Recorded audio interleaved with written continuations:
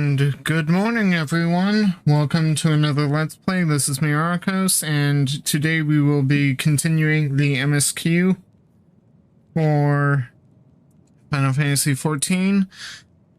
For a start, if you wouldn't mind double-checking if you were already subscribed to YouTube and following me on Twitch, just double-checking if you are still subscribed to YouTube and following me on Twitch, please do so in case the algorithm or some setting inadvertently meant that you unsubscribed or unfollowed, just to be safe. I know the YouTube algorithm has been acting strangely of late, so if you could please do that, just to double check. If you have not subscribed or follow on YouTube or followed me on Twitch, please consider doing so. It's a small thing for you, but it means the world for the channel to help it grow. And with that little disclaimer said, let's get going. So the fire we built at Victor's Spoils won't last forever, and it's too dangerous for Licinia and the others to search for more kindling. If we can get them some ceruleum, that'll be one less thing for them to worry about, for a time at least.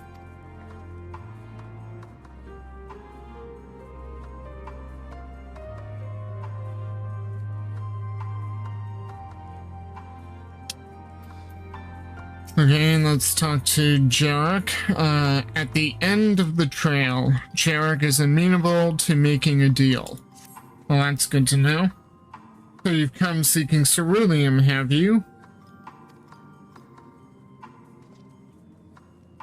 What? Those purebloods up at Victor's Spoils sent you? To turn to their enemies for help? They must be more desperate than I thought. Then again, Licinia's got her little sister to think about. A sister? But we only saw Licinia and 3 men. It's possible she died from whatever was ailing her. If she needed treatment, I doubt there'd be any way to get it around here. I may have refused Licinia at first, thinking she'd come back with something to exchange, but I can spare a bottle's worth of ceruleum. Consider it a reward for introducing me to the rest of your contingent. Be sure to send them our way, you hear?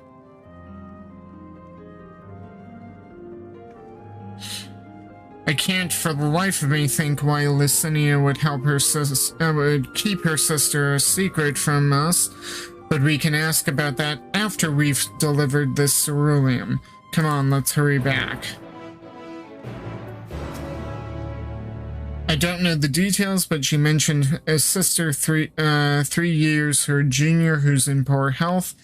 That being the case, I thought her people would be willing to cough up some supplies in exchange for ceruleum, but maybe they didn't have anything after all. Yeah, that tends to be the case.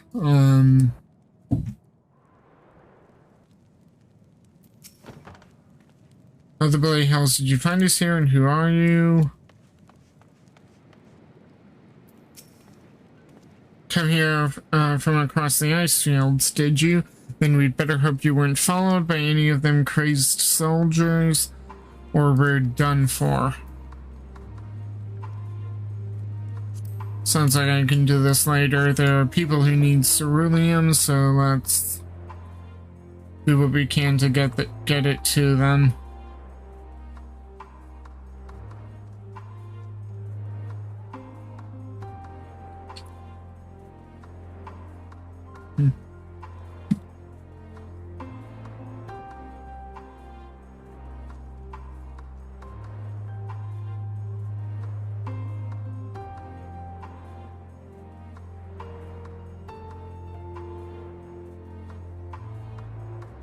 Now that is the tower. So that's the tower. Ugh.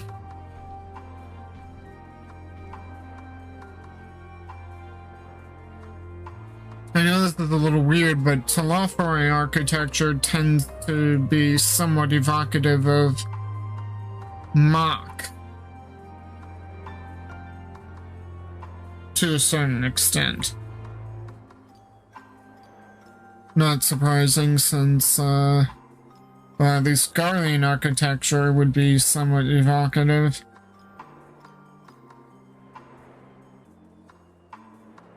Given the fact that, Emmett Silk, Hades, founded Garlemald, and likely had a hand in Mach. This isn't right.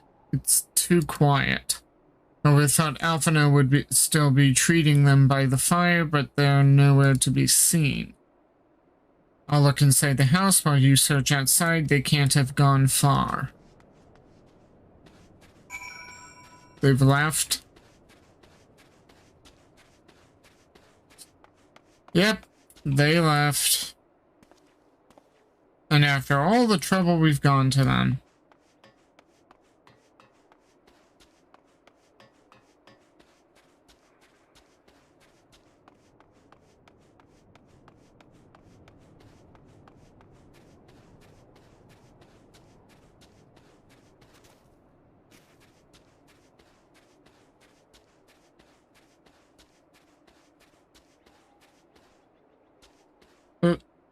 Back here. Damn it all.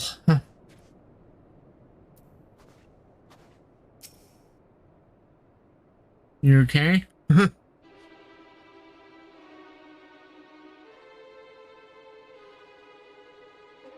They asked me to help carry supplies, but when I followed them back here, they attacked me.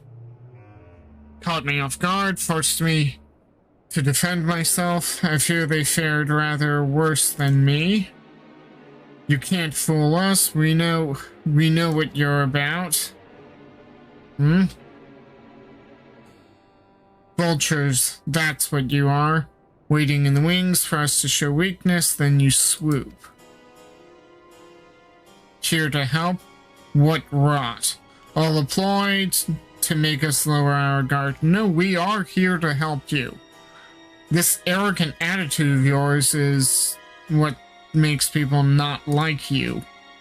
Let you in, put ourselves at your mercy, put us in chains, steal our lands, get your revenge. You're wrong. That's not what any of us want. Save the arguments for later. We've got bigger problems. I found empty medicine bottles and a bed that was still warm. It's true, Licinia was hiding her sick sister inside the house.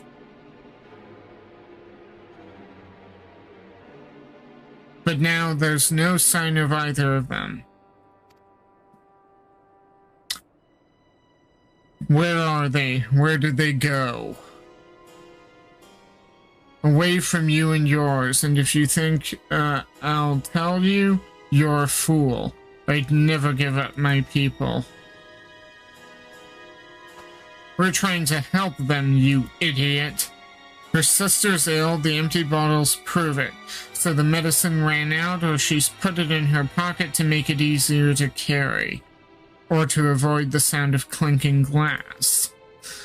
There are beasts everywhere. How could you let them go alone?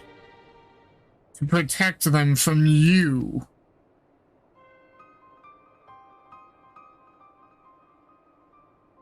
You invade our homeland, taint it with the same sorcery used to slay our countrymen. The Garland should sooner die than suffer the insult. Better for them to flee, keep their purity intact, than be corrupted by your vile magics.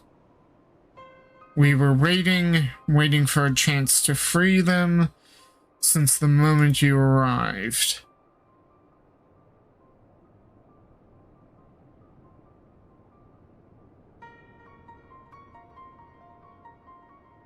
This is getting us nowhere.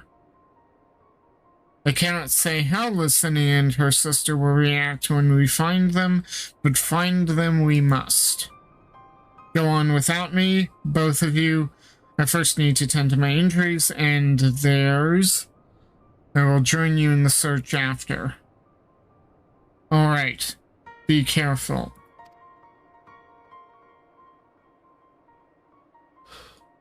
We'll do our best to find them quickly. There's only one path out of here. That's where we'll start.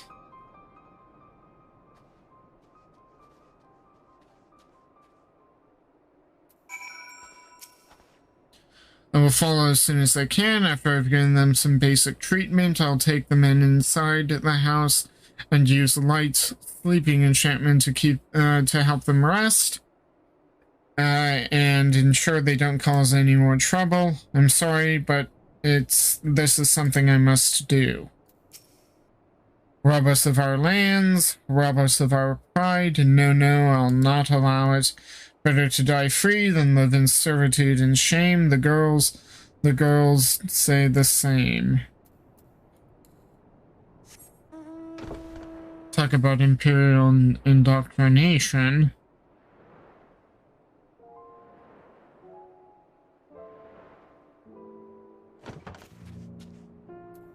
Footprints. Lovely. 2 sets of fresh footprints, young women, judging by the size. This is definitely them. Come on.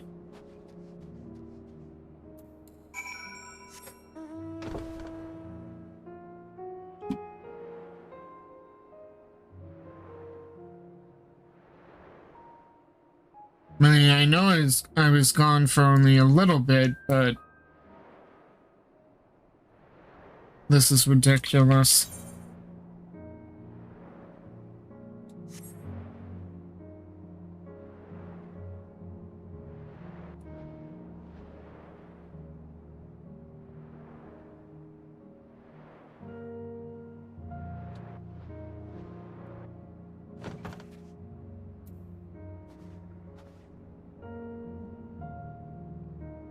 And they went into the ice field, okay?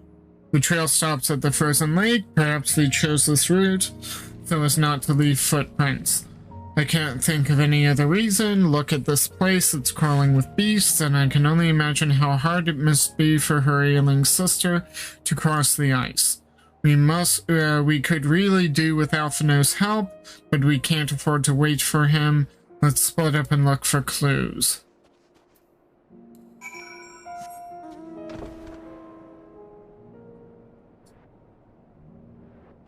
Let's see, the footprints went this way, so let's try coming over here. Half-buried piece of paper. The wet paper, half buried in snow, appears to have a flyer for a theater group. The run of shows advertised has long since ended.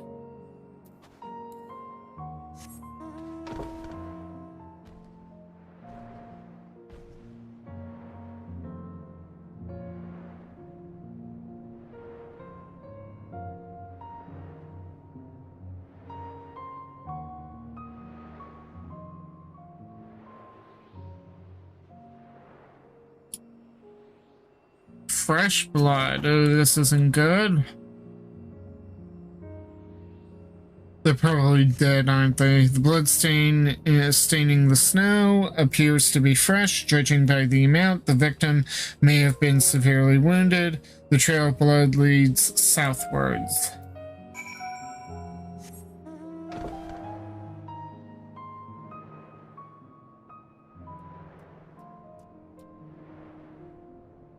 They're probably dead, aren't they?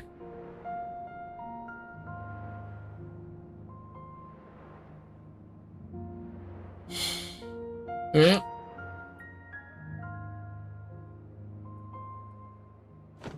They're dead. And it was the younger sister who was... oh, they're both dead.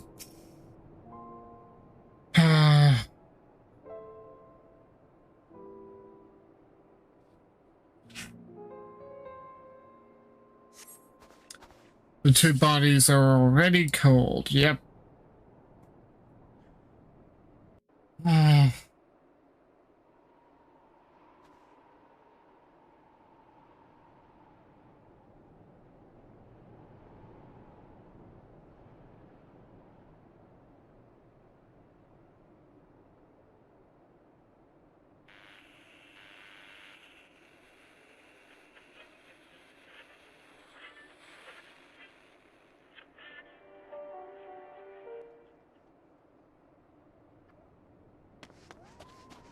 Oh, that bloody song.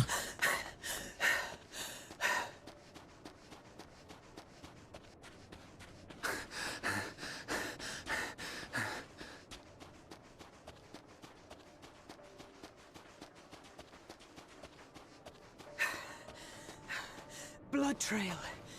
We found one. They were attacked.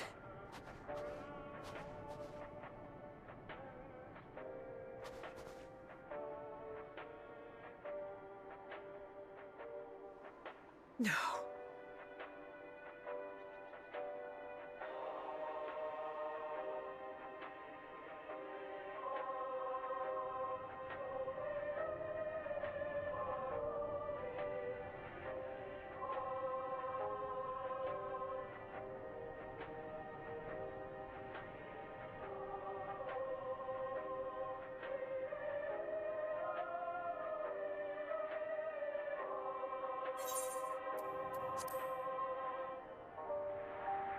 Yeah, they're dead.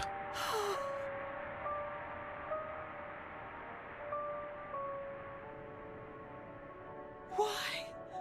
Why wouldn't they?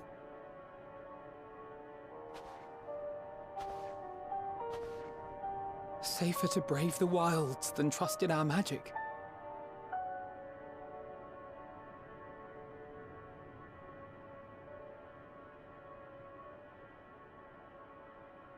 We should have...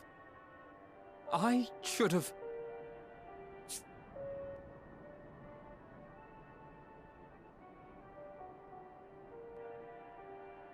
We can't leave them like this.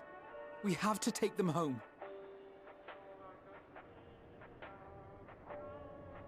What if we're only making it worse?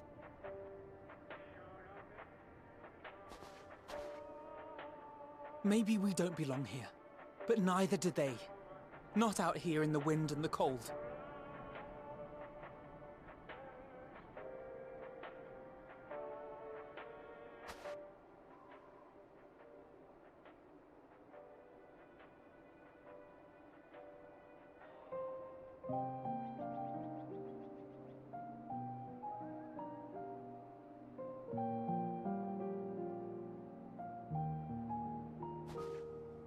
I heard the story about Varus's voice from beyond the grave. Of course, I didn't believe it, but Licinia and her sister did. Perhaps there is something to the tale after all.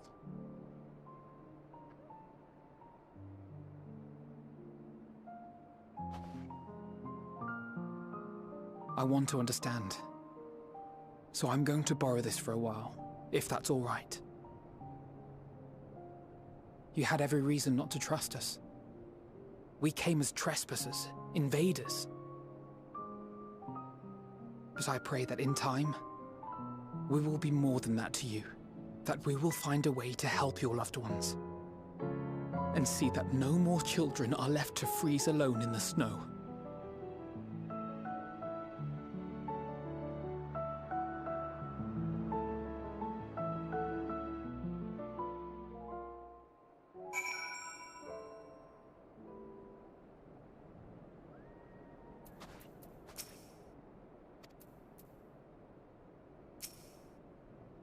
There must have been something we could have done, but what? Should we have never come here? Would they still be alive if we hadn't?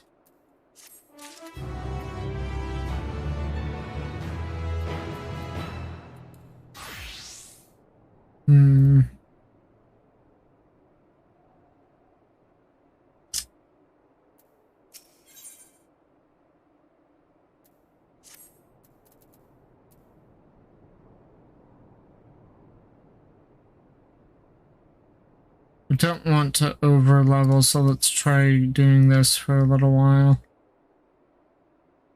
A way forward, Alphina's resolve may be shaken, but he has not forgotten his duty. We've already caused enough harm here, let us return to the camp before we cause more. As for those inside the house, we should send someone to take care of them, someone who isn't us. All we can do for now is make our report to Lucia and do everything in our power to prevent further tragedy. So let us linger here no more. Come.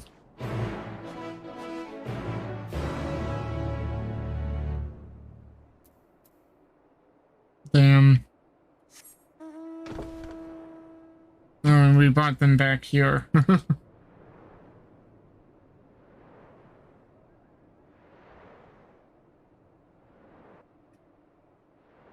So the gentlemen are in one of these houses.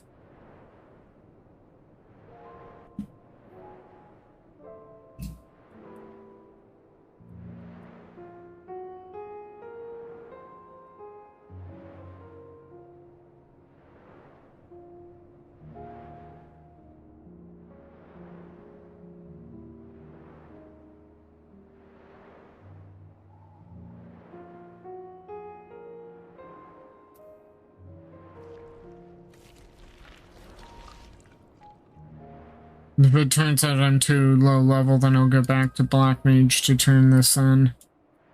Sometimes if you're not of a sufficient level, you can,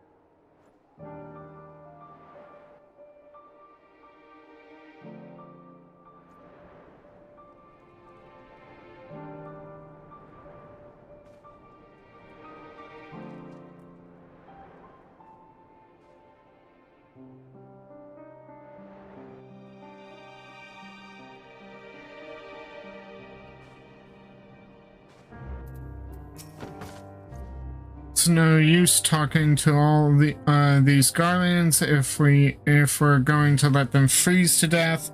We need heat, for goodness' sake. I should have brought more warming tinctures. Pray give me a moment to finish up designs on the cerulean heater. I shall have it ready before you know it. Truth be told, I've already warmed up. After a much heated debate with a Lemenson engineer, for our mercy, we managed to make an important discovery in the process. The machinists reckon all the interior heating was just left there consuming ceruleum till there was none left. There were even pots sat on the stove, all the food inside burnt to soot. In any case, even if we had plenty of fuel, it's the Magitech itself that's buggered. We'll have to either look for spare parts or make them ourselves. Lovely.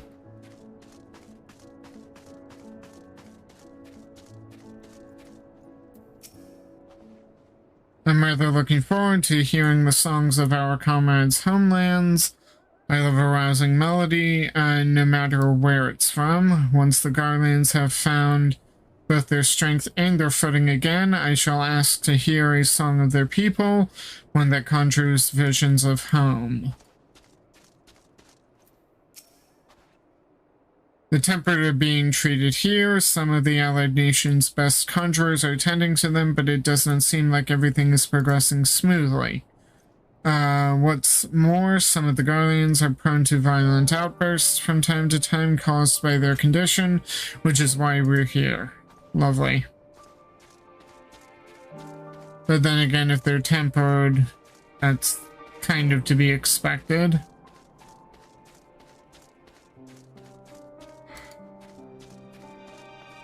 Oh, there's Chuchuta.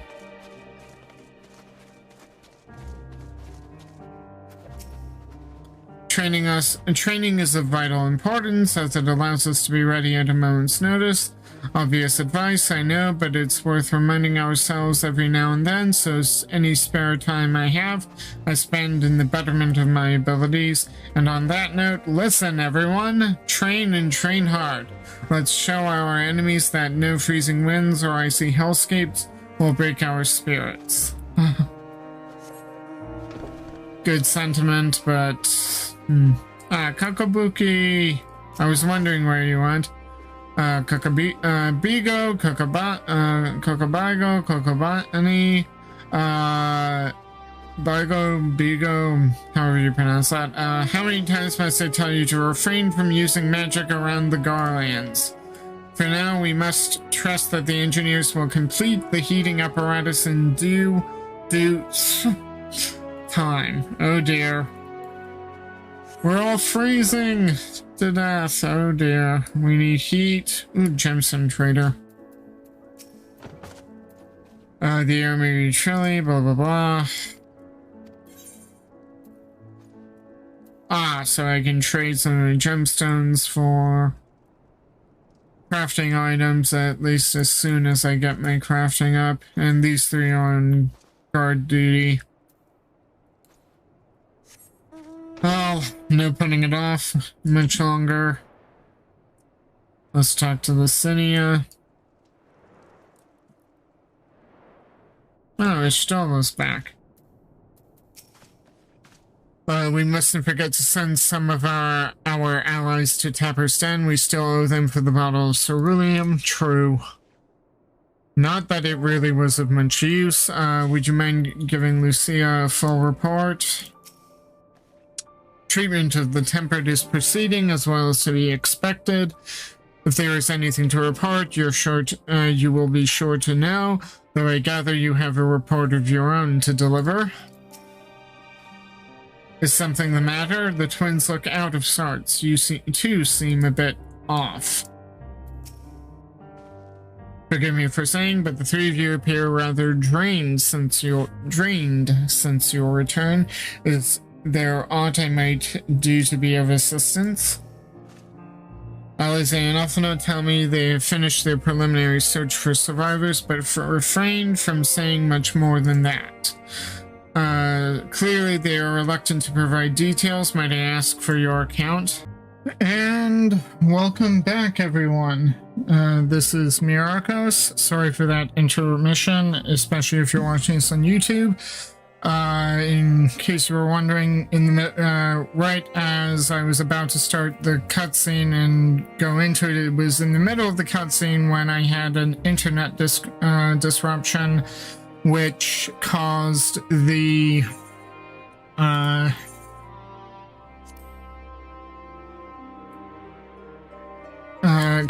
bear with me as I also do that.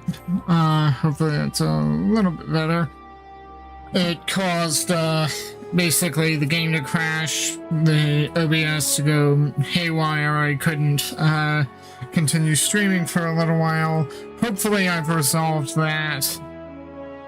And without further ado, let us pick back up with the cutscene, which, if you're watching this on YouTube, will be edited such that you won't have to deal with an interruption. You'll just be picked up right where we left off. So we spoke to everyone, now into the cutscene. Alize and Alphino tell me they have finished their preliminary search for survivors, but refrained from saying much more than that. Clearly, they are reluctant to provide details. Might I ask for your account?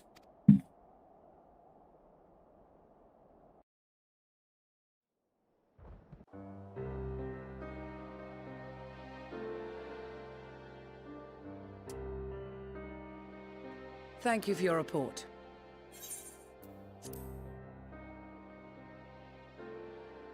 We shall inform the troops of these developments and instruct them to proceed with the utmost caution should they encounter any survivors.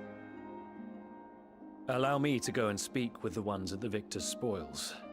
They may be more willing to listen to a fellow Garlean and accept our offer of assistance. I pray you are right.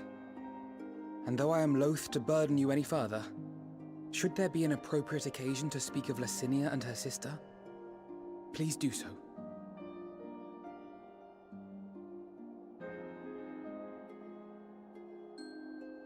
I am sorry to have put you through this. My distress is nothing compared to their suffering. So tell me, what else have we learned?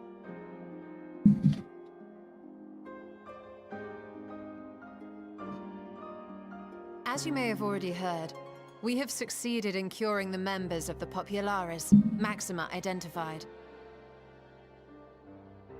They have provided us with some intriguing insights into the current state of Garlemald.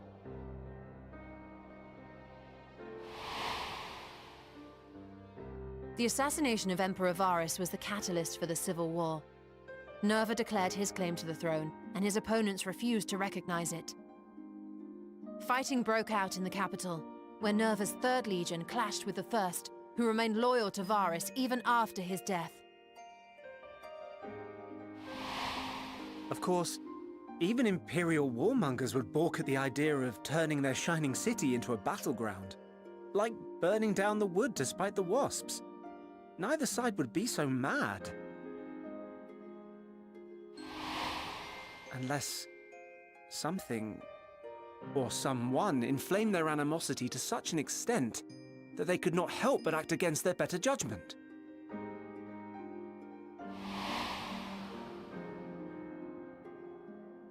It brings to mind events of the Gimlet Dark, does it not?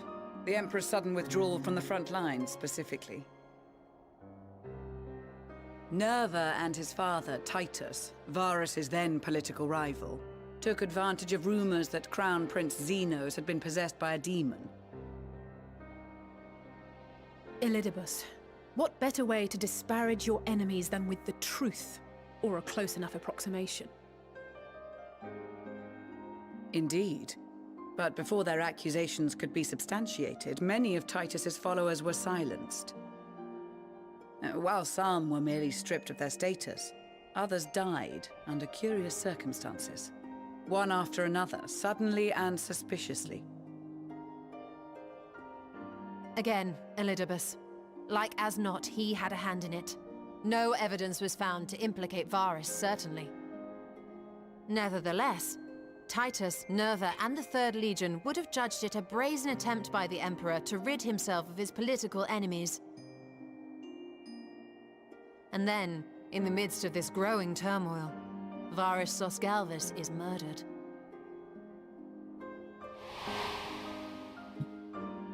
And Garlemald's own prodigal son, Gaius van Belsar, is named the murderer. Shortly thereafter, Nerva claims the right of succession. And in response, the 1st Legion claims the assassination was part of a coup d'etat orchestrated by Titus and Nerva.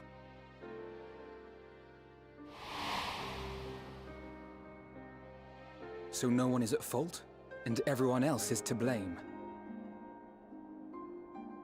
I should add that both parties received substantial financial backing, presumably to provide them with the means and encouragement to pursue a swift victory. And that these contributions came from the self-same benefactor. I'd heard House Brutus had been filling the 3rd Legion's coffers, but the 1st as well. It would seem so. Though the Populares determined that the 1st Legion received funds from a variety of organizations, all had connections to House Brutus. So that money So cutscene. Fandango, in the guise of Asahi, was playing both sides against each other the entire time. The information we gained from my friends does not end there. One night, shortly after fighting broke out, the capital was shaken by an immense tremor. From that point onward, they have no memories, no recollection of any events, including our clash on the Magna Glaciers. But when asked about the Imperial Palace and its bizarre transformation, they somehow recall Emperor Varus giving them orders in their dreams. That... May the Tower of Babel stand as testament to the glory of Garlemald. Yet Varus is This sounds dead. awfully familiar.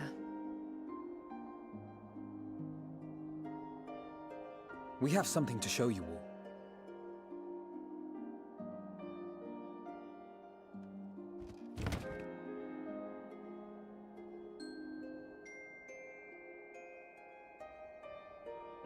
Varus spoke to them through this radio.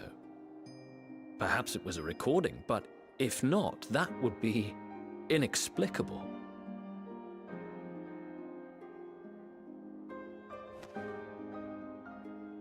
We are of one mind, then.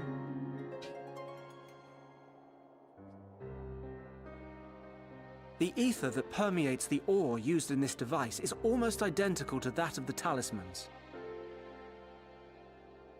I see it. While it is likely more by coincidence than design, these devices might also ward against a primal's influence. A picture is beginning to form.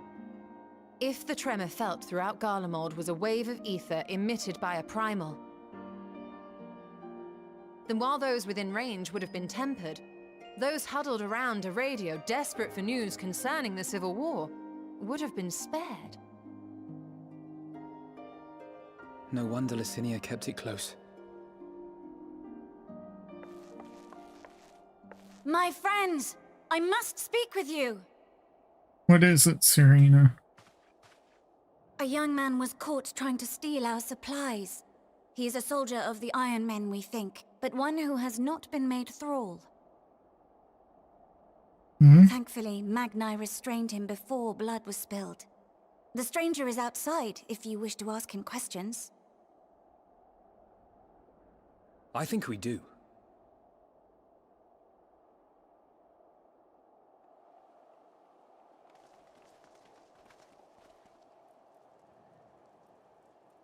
Who do we have here?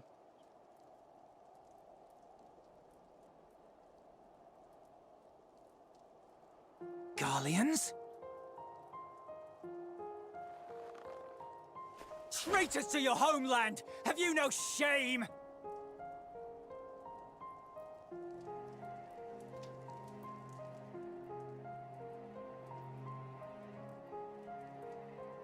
I am Lucia Junius, a Temple Knight of Ishgard.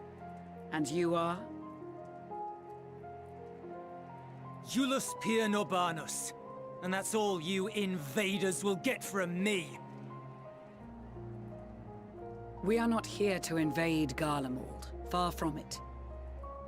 Like you, our allies in Eorzea and the Far East fight in defense of their lives and their loved ones even as we speak. But it is the people of Garlemald who have suffered most. This we know. And that is why we have come to offer you our aid, that we may unite against our common foe.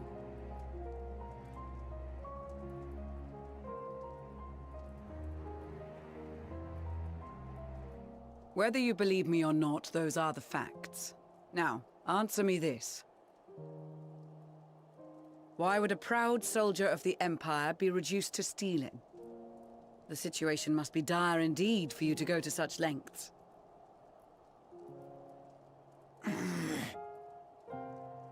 If it is supplies you seek, we would gladly share ours, or turn a blind eye while you leave with your spoils. I will not negotiate. My commander will determine how to deal with you and yours. If you wish to treat with him, I will take you, but no more than 3.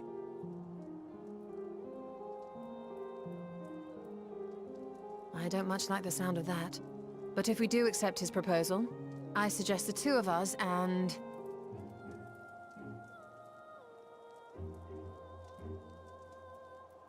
Please allow me and Alize to act as envoys. May I ask why? We have seen with our own eyes the hardships the Garleans face. How their futures and lives hang in the balance. It's not the warmest invitation, but it's an opportunity to prove our intentions true. Maybe not a chance to make things right, but a chance to make them better.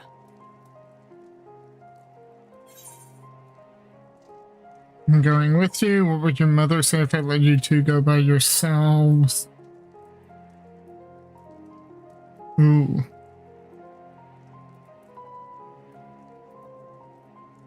I'm kind of curious about this one.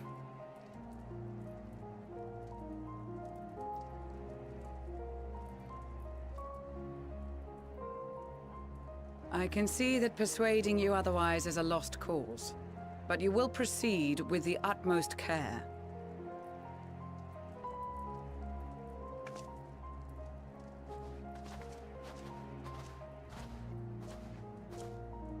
A couple of children and what? A sellsword? Is this an insult? Not in the least. You will find that they are more than qualified to speak on our behalf. There are many dangers on the road ahead. I will need that back.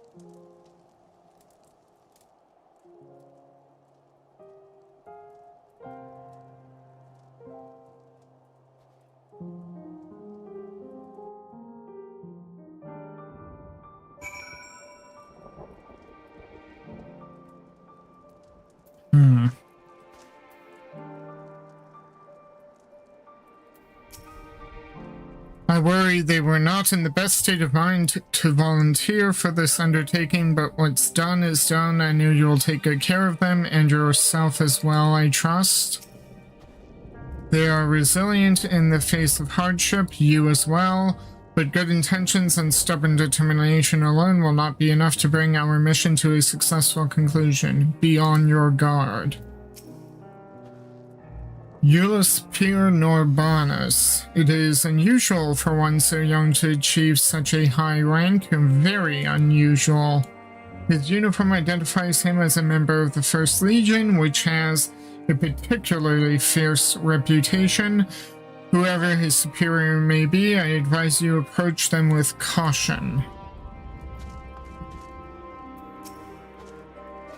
We captured the boy as he was about to make off with our food. He must be very hungry to take such risks. Maybe we should give him something to eat, reward him for his boldness.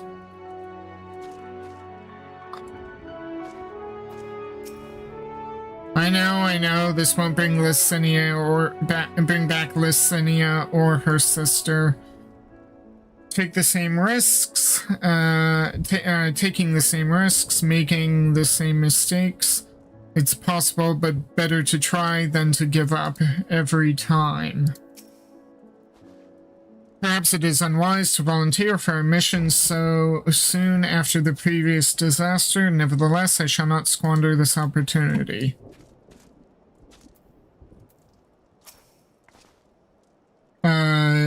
Oh, I forgot to speak with Iulis. Iulis or Magnite. Ooh, okay. You will be received as invited guests, and so I urge you to observe proper social etiquette and conduct yourselves accordingly. Your safe return takes precedence above all else. Remember this. Tancred, in particular, will be worried sick if you are gone too long. May the Fury watch over and keep you. Yeah, so I won't get to know what Iulis had to say. The lowly task of keeping watch over provisions would not normally befit the sun, but these being unusual circumstances, I will let no man take that which is not by right theirs. Okay? Okay, yeah. Nothing new. So... Are you and the children ready? I will explain the route once we are outside your camp. If anyone attempts to follow us, we will judge it an act of hostility. We will not hesitate to take appropriate measures. I would expect nothing less. You have our full cooperation.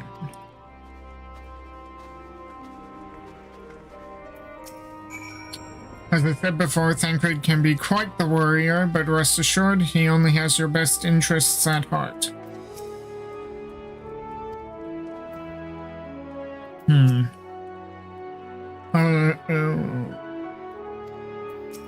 Yeah,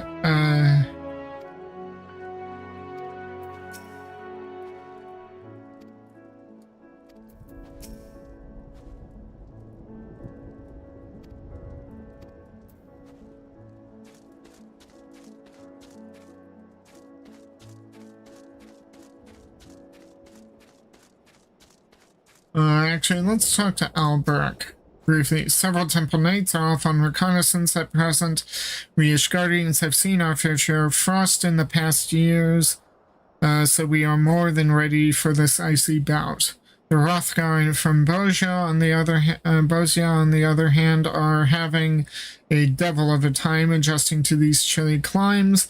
The warming stones we lent them seem to have helped, though. Alright, Bozia is a lot more humid.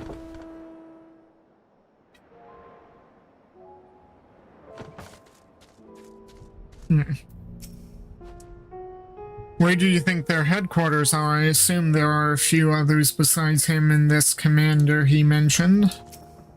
Good question. We will do only as instructed. After all, this is what we have been striving for ever since we arrived. Alright, this is far enough. Listen carefully. We will head over that hill, then follow the road until we reach Liminal Station 4. Children in the lead, I want you where I can see you. We do have names, you know. I am Alize, and she's Alphino. And last but not least, there's Myrokos. Myrokos. Where have I heard that name, that before? Yeah, I'm surprised you didn't realize you're speaking with the Icon Slayer. At least that's how I was known in the Empire. No.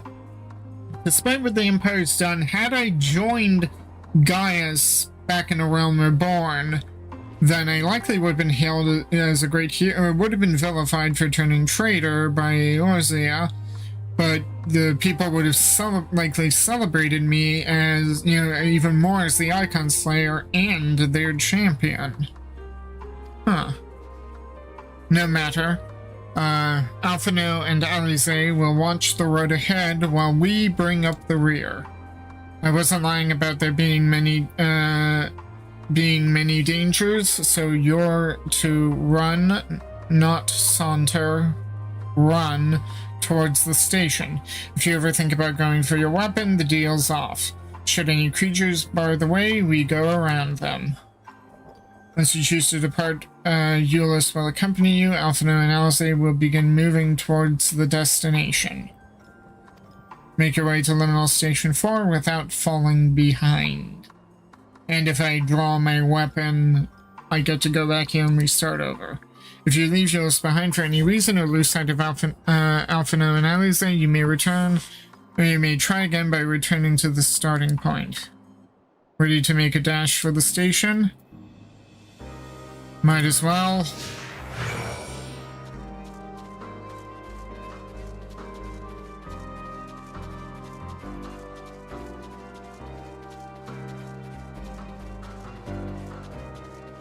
Of course there's a bear right in our midst.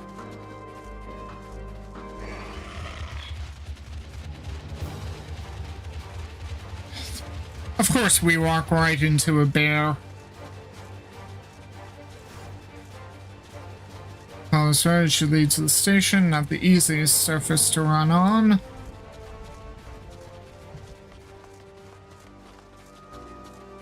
But hey, at least, you know, I did as I was instructed.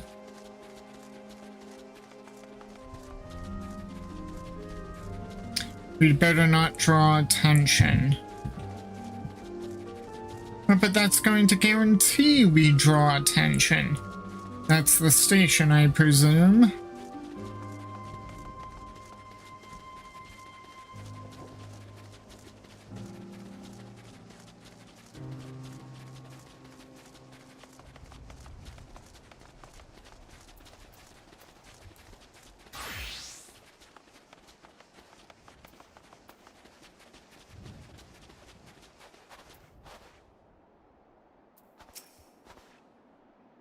It's nothing like the ones in Thanalan. We're here, I think. Okay. I thought I'd go back to Black Mage.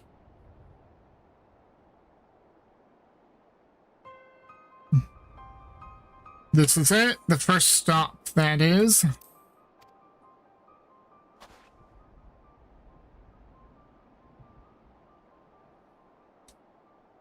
Good. It looks like your friends knew better than to follow us.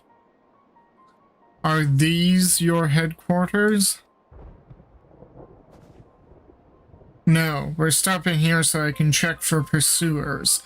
Since it appears you've kept yours to your side of the bargain, we can carry on.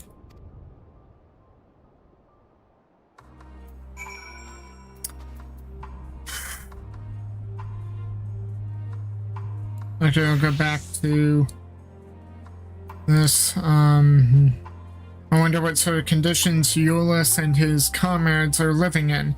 If they have any sense, they'll have picked somewhere like Victor's spoils to take shelter. We're getting closer to the Imperial Palace, if one can still call it that. It truly is a terrifying sight to behold. Yeah, that's not a good look. North of the station is Regio Domorum, one of the main residential areas, or at least it was. The afflicted roam the streets in packs. They'll tear us to shreds if given the chance. Keep close, no wandering off. Understood?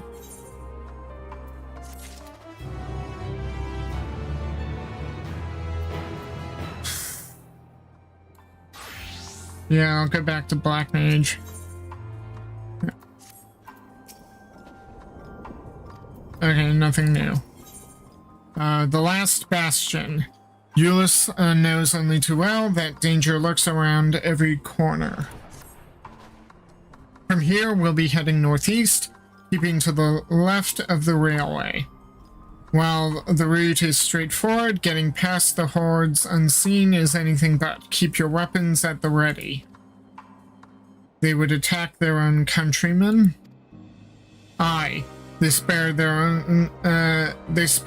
own, but slaughter the rest without hesitation. Though we'll try to avoid detection, the chances of sneaking by completely unnoticed are slim at best. I will lead the way, but in the event we are seen, you're to fight them off. Those two will follow us, provided they can refrain from drawing their weapons. While I doubt they would be foolish enough to stab their guide in the back, I will not take that chance. With that said, let us proceed.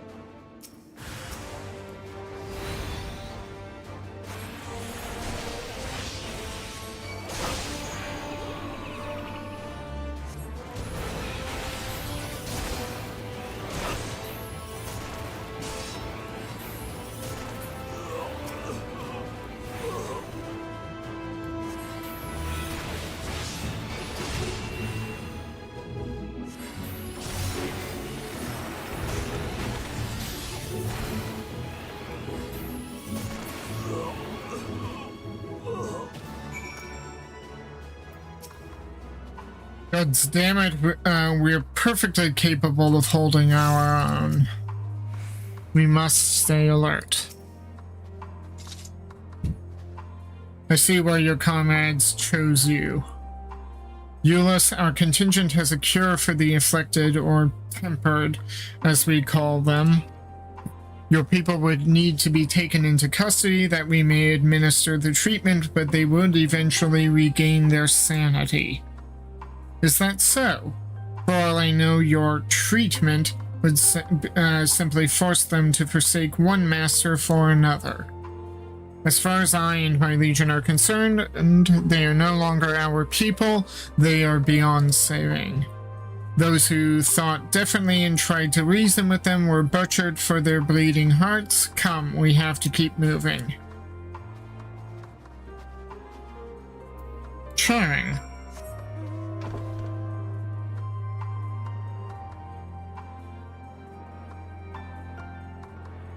Said keep to the west of the tracks. Oh. Oh, they have automobiles here?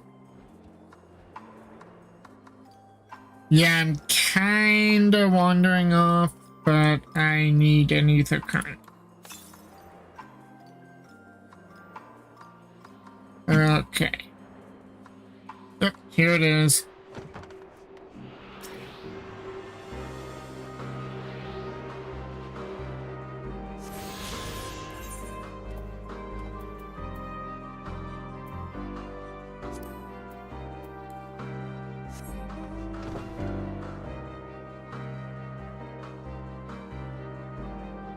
If I've learned anything from Eureka and Bozia, it's the true sight thing, so unless you're very far away and outside of their technical field of view, you're going to get ping mobs by running right in front of them, which makes sense.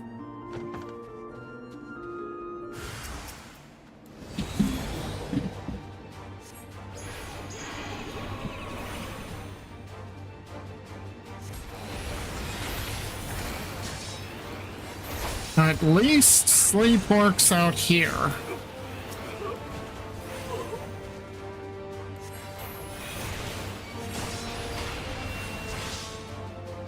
Pity it doesn't work like literally any time else.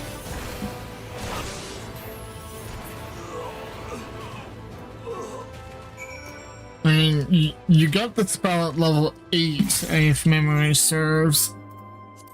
Yeah, level 8, and then by level 10 it becomes useless. Alpha knows at a loss for words, that's where. I hate to watch you bear this burden alone.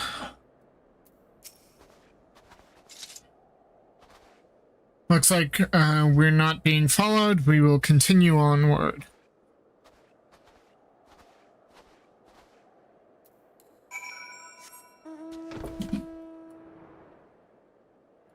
Okay, the twins are just not having a good time of this. Oh, so Euless actually got those two. I thought I'd have to deal with them. He truly believes there's nothing that can be done for them. No wonder he isn't afraid to get his hands dirty. The surest way to limit casualties is to reach our destination without drawing attention to ourselves. Perhaps afterwards we can try again to convince Euless that the Tempered can be saved.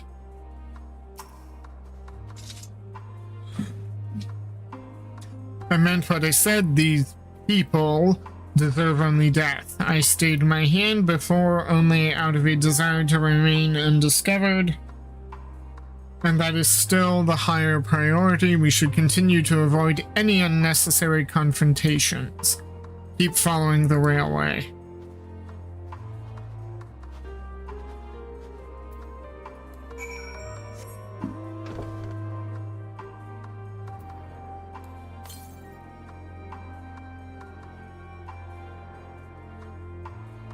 Northwest.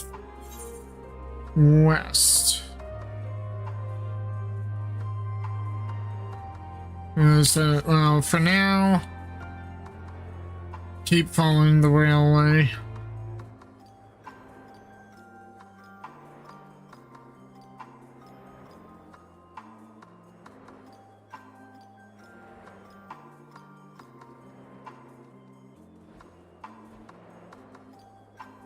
Yep.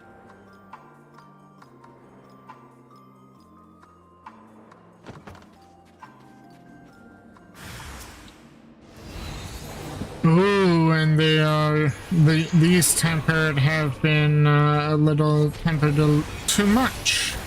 They're starting to transform.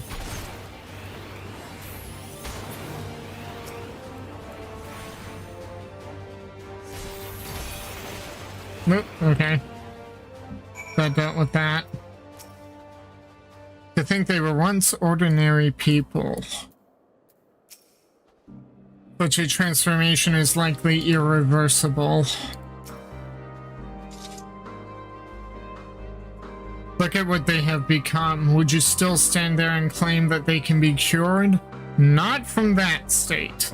But the ones we were fighting earlier could be. Those exposed to a vast quantity of a primal's ether may suffer severe corruption.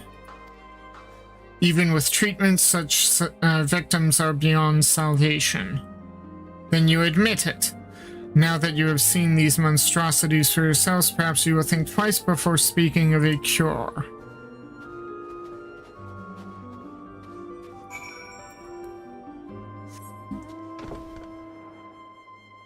Oh, we're very close to the aetherite. Underground?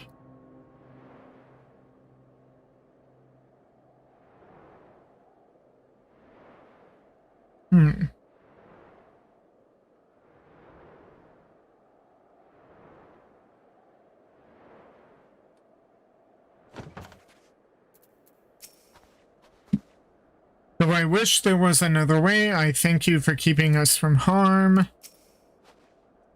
Even here in the outskirts, it's plain to see how vastly different Garlemald is compared to the other cities.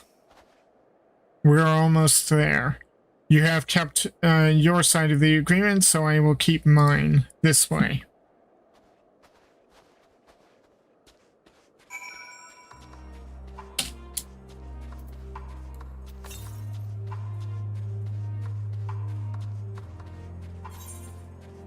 Okay, so there's something to the northwest. This is Tertium, one of Garlemald's largest stations. It now serves as our headquarters. I've already sent the twins ahead. I will be with you soon, so wait for me at the bottom of the stairs. Go down the stairs like I told you.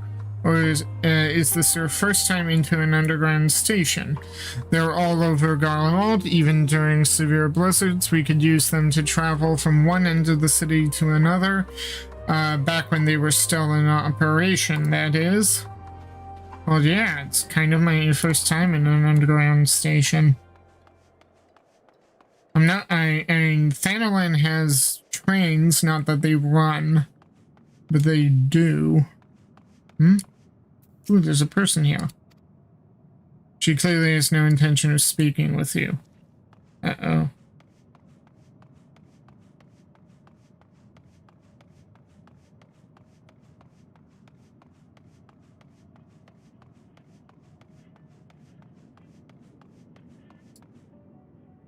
And there's the radio again. Not that. I had no idea that such expansive structures, they had such expansive structures built underground.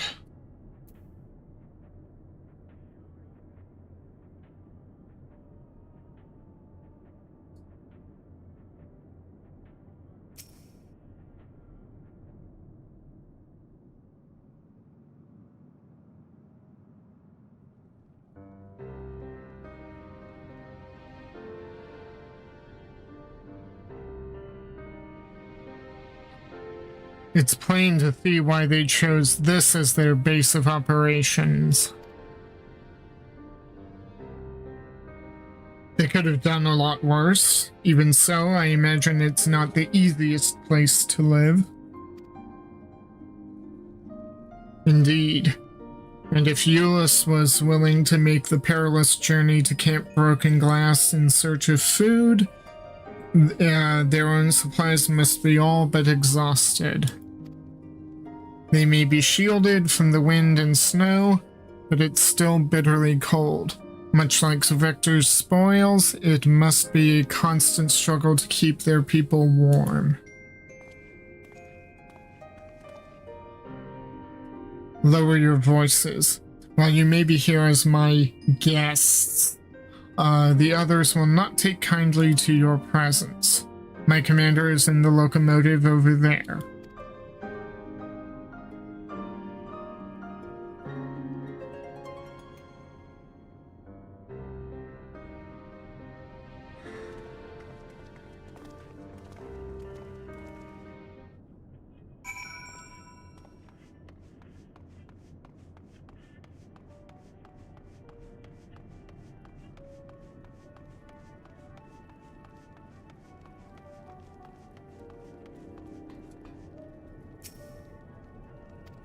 The Aetherite is not responding, of course it isn't.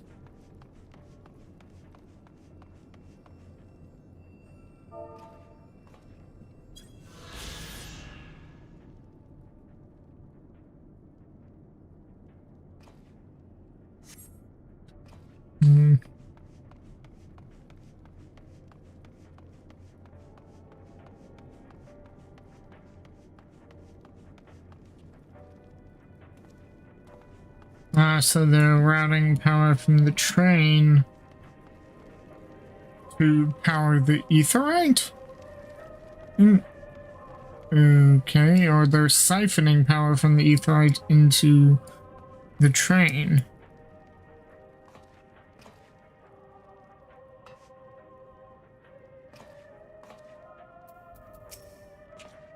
Now comes the true test. He certainly looks the part. I will deal with you in a moment. Okay?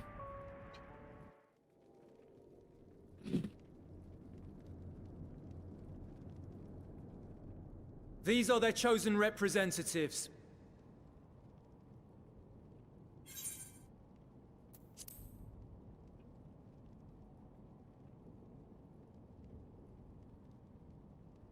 Very well.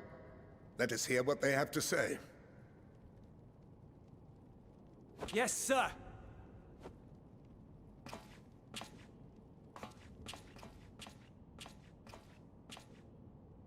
I present to you our commander, Lord Quintus Vankina, Legatus of the First Legion. The first? I had no idea you had survived.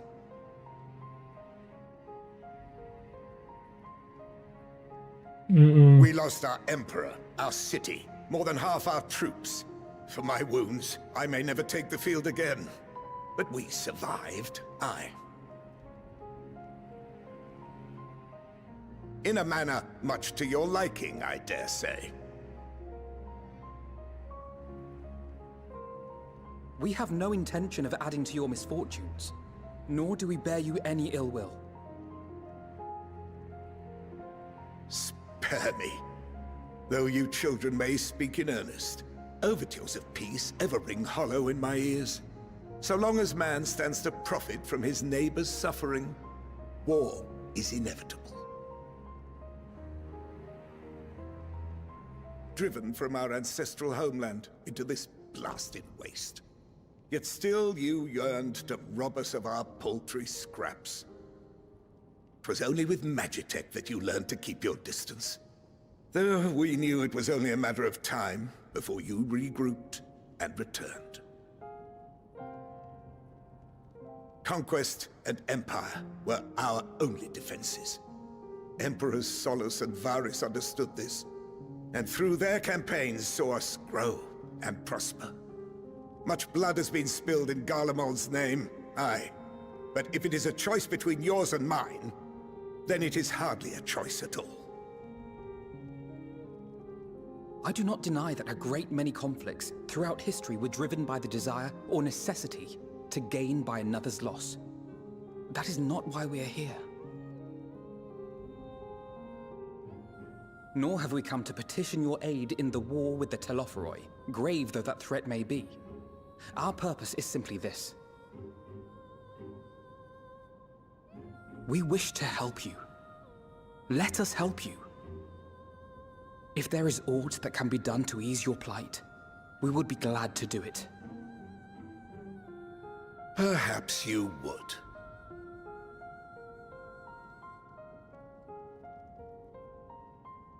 But regardless of the ideals you espouse, your leaders would not send an army into Garlemald if they did not stand to benefit. If we accept their aid, they will expect their efforts to be rewarded once the Telophoroi are no longer a threat. And after compensation and concessions, the great empire would be brought to heel. Her enemies rejoice at her downfall. Our third eye, a mark of shame. We won't stand idly by and let your people be humiliated. And we're not alone in that. We only want to make a difference, to make this world of ours better. Surely you can understand that. What I'm trying to say is, there are so many people who just don't care about making you suffer. And maybe that's almost insulting after all the suffering you feel the world has subjected your people to, but believe it or not, that's the truth. And now we're here, and all we're asking is for you to tell us what you want, what you hope for. So much blood has been shed, so much lost. All because of this endless war. Who wouldn't want to end it? Can we not work together to face our problems as one?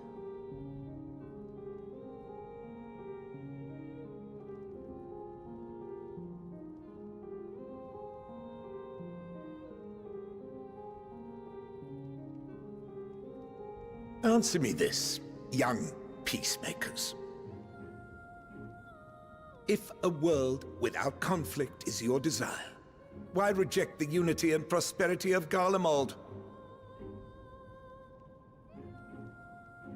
Is it because we do not share your faith? That we do not share your heritage? That our ideals and virtues differ? That we cherish and hold in the highest that which you do not? Disparity is the root of discord, and peace built on compromise is flawed and fleeting. Happiness for one and all is a dream, and the reality is that to the victor go the spoils. That is why we Garleans will never submit nor surrender. For freedom and for pride, we will remain true to ourselves until the bitter end. That is my hope.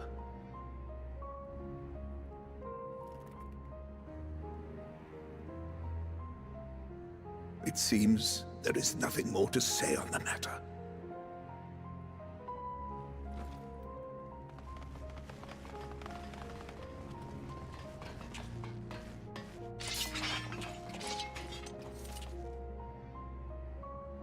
You will remain here while I decide what is to be done with you. Do not be alarmed. No harm will come to you, if you cooperate.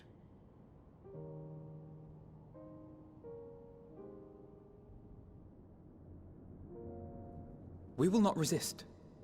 However, as your guests, I ask that we be allowed to speak with the other members of your group. As you wish. I had no intention of locking you up, as by dawn you would be frozen stiff and you're no good to me dead. You are free to move about the encampment, but there is one condition. Collar them.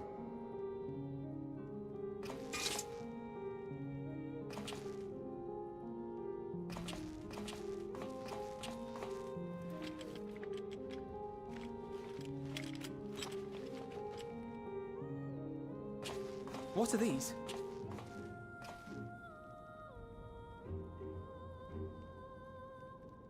Incentive. You'll be watched at all times. Stray too far or act suspiciously, and we will administer a rather painful shock.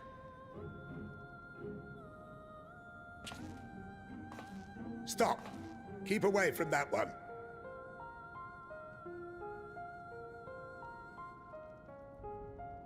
The champion of Eorzea is not so easily cowed.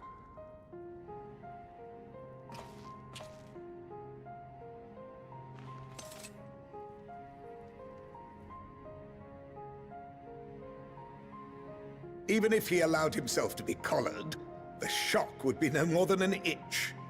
No. If he refuses to obey, we will activate the twins' restraints instead.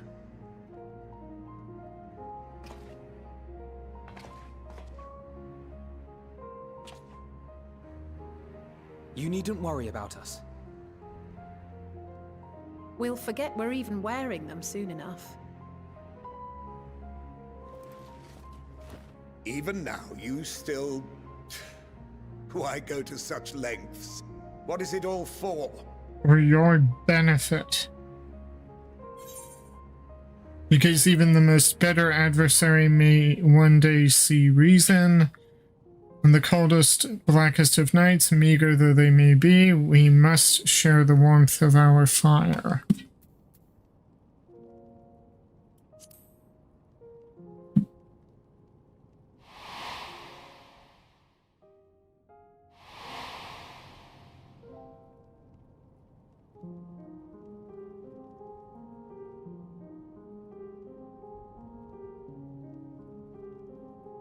You are a curious one. A far cry from the merciless barbarian others paint you to be. You will be their warden. Take them away. Yes, sir.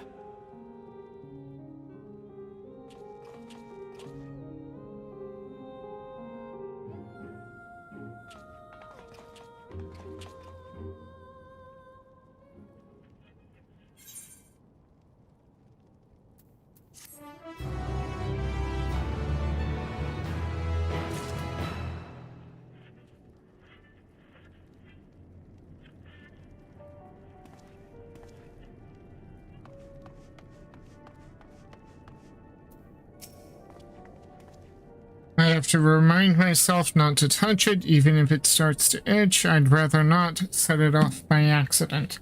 Anyway, enough about that. Let's learn what we can from the refugees. Now, it will take more than a trifle such as this to deter us.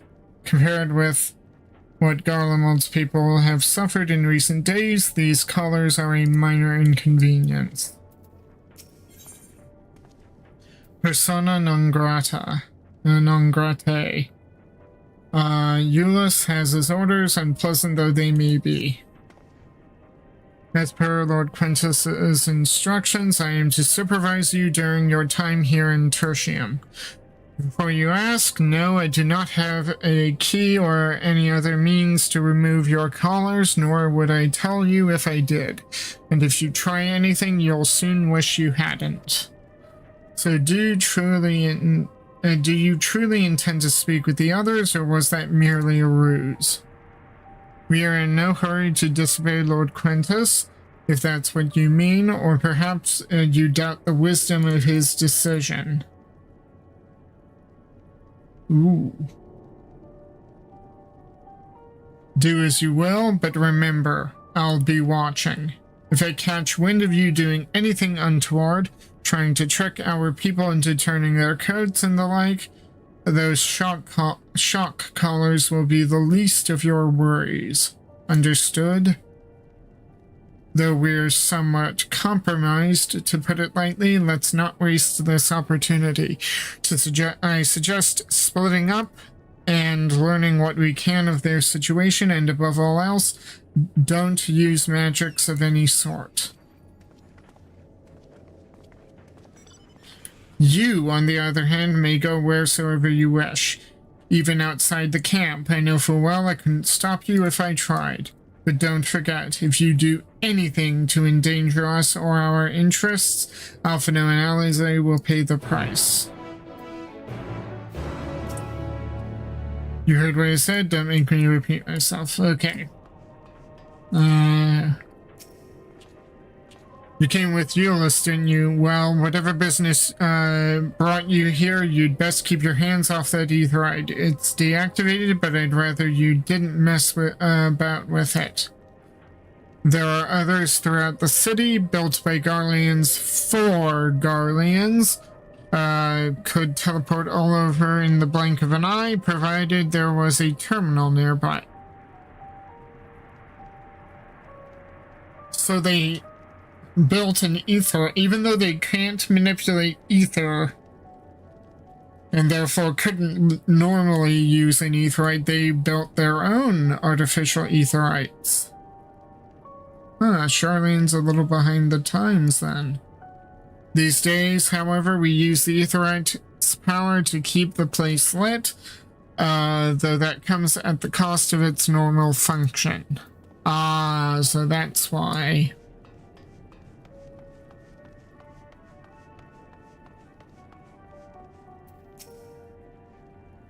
I know who you are, the so-called champion of Eorzea. Come to gloat, have you? I'll wipe that smirk off your face by the blood of our fallen compatriots. I swear I'll, tore the sutures. Of all the times, the worst, of the lot within striking distance, and I can't even muster the strength. If it weren't for the third bleeding us dry, we'd, be the end of you.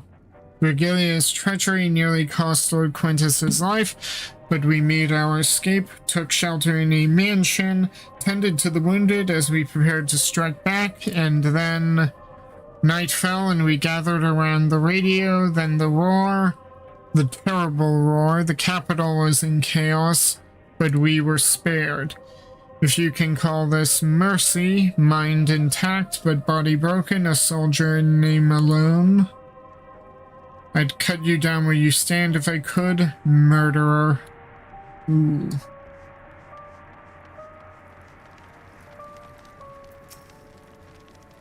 Get out of my ear, will you? I'm exhausted, and the last thing I need is you and your dribble.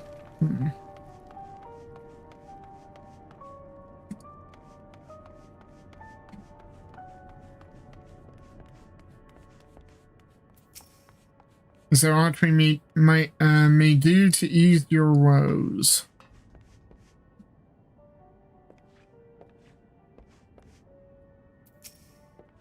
How much longer are we going to be stuck down here? This is no way to live.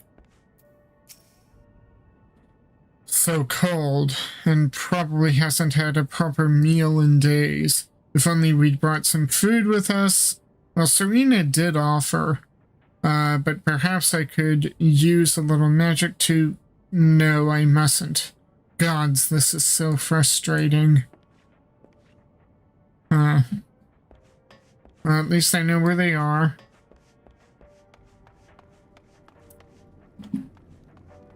Octavia. So they are siphoning power from the train.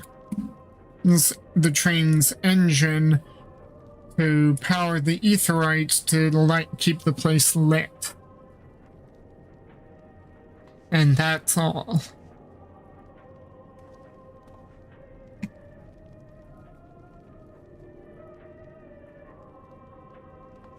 Okay, Octavia. It's you, Myrokos Tia. Yep. I served under Lord Gaius in the 14th Legion. I was there on the night the Praetorium fell. You and your adventurers, you killed them. My comrades, my friends. Swept them aside in their dozens as though they were nothing to you. And maybe I am too. There's another faceless enemy to be cut down, but it won't be long until our countrymen return, until you get what you deserve, mark my words. Oh.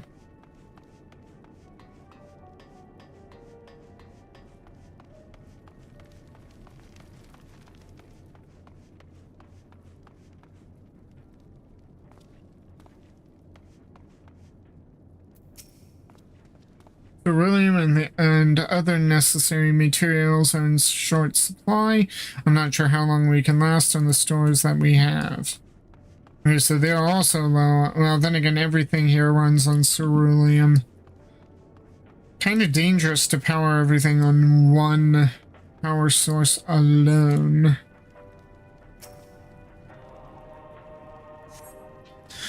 This radio is the same model as the one used in Victor's spoils. Perhaps it is what saved the soldiers here from being tempered.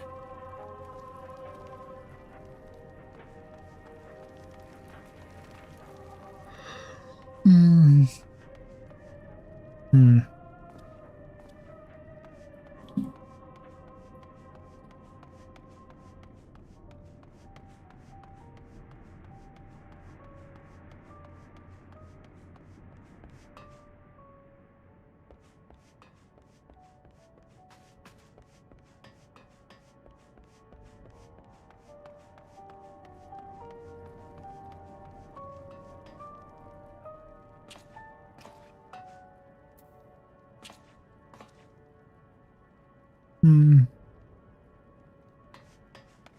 So where... Ah, there it is. Sabinianus. So cold. This young soldier is on the verge of losing consciousness. Okay, so they need fuel.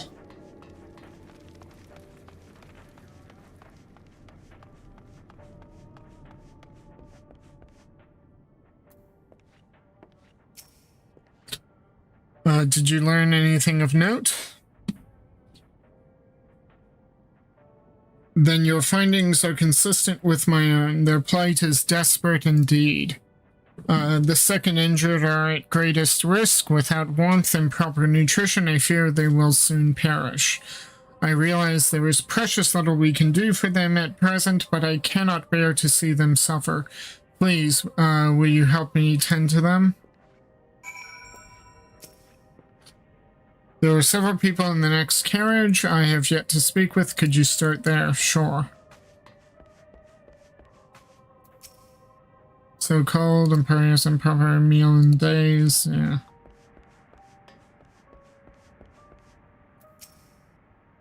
No matter what may betide, I have my daughter, and that alone shall keep me from succumbing to even the darkest nights.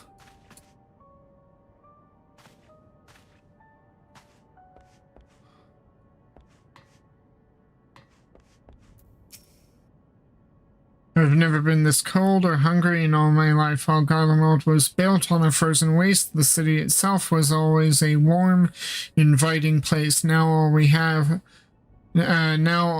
all we once had is in ruins. Ugh.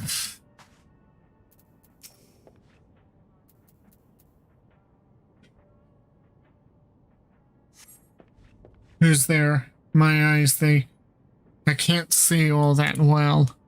Ah, thank you. The numbness has subsided a little. But I know I won't last much longer. You should look to the others who can still fight. Give them my ration. If me going hungry means someone else lives to see another day, so be it. At least I can still serve in that way. Well, would you stay with me a little longer? Hold my hand? Yours are so much warmer.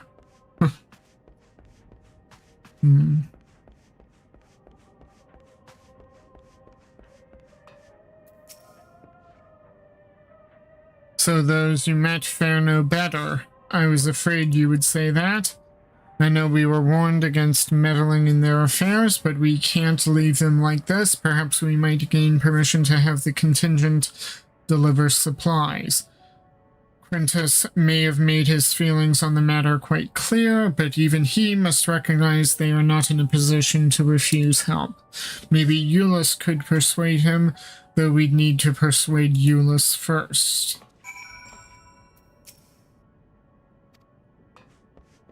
Just a little more.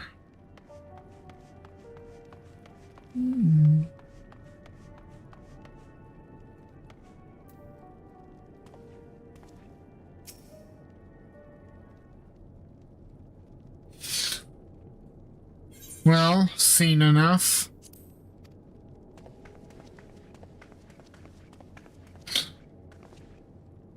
Euless, the people here have barely enough food and fuel to survive. Have you and the other soldiers been able to procure any more supplies? We've been scavenging provisions from nearby houses, as most families kept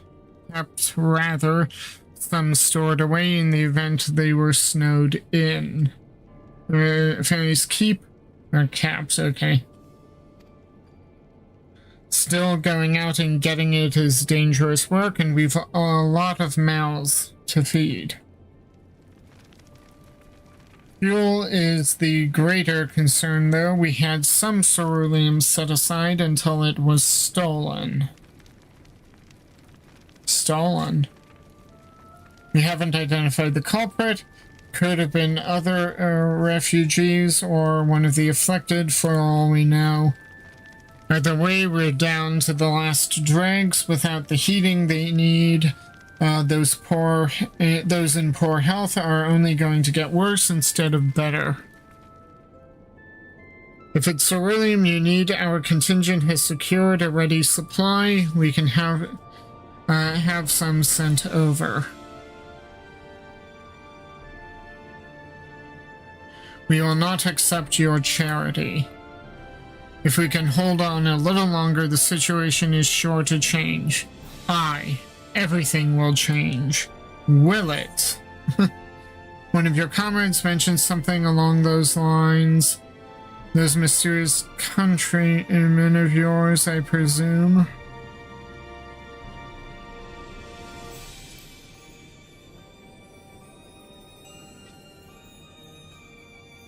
Heard something of it, have you? From what I've seen, there's little you could do to interfere, so there's no harm in telling you. One of our scouts spotted a hooded man issuing instructions to the afflicted, or in the bastard's words, loyal servants of the Telophoroi. Oh, that sounds like Fandaniel. Then he made his way inside the Imperial Palace, or what stands in its place. We identified the seat of the enemy's power. We realized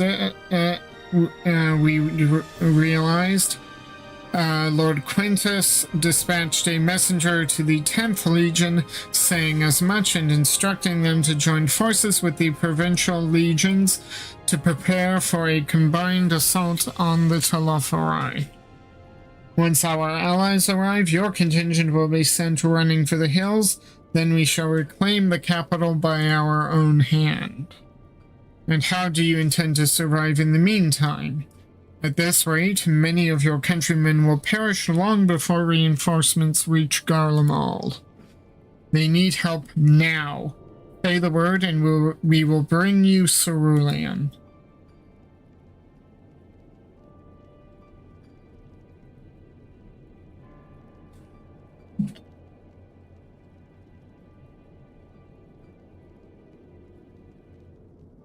I will speak with Lord Quintus.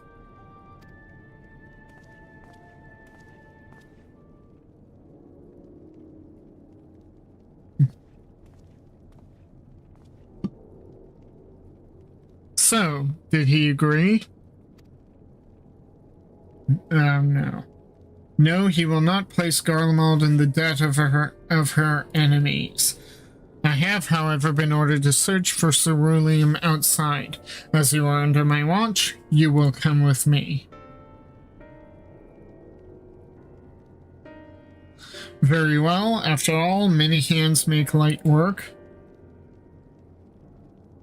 You are a lot more trouble than you're worth. Once we are outside, you will follow my instructions to the letter. We depart shortly.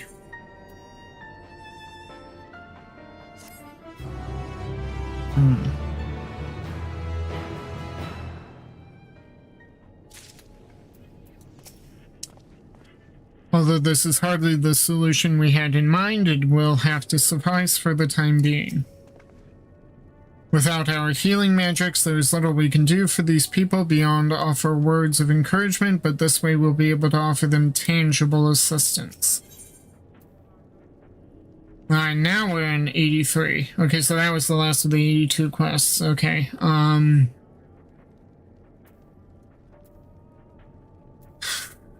his park materials.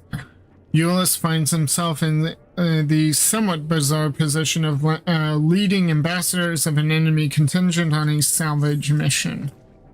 We will begin our search for ceruleum in Regio Urbanisma. The first location is Forum Soleus, a park to the northwest of this station. You are to remain close at all times and act only as ordered. Follow me.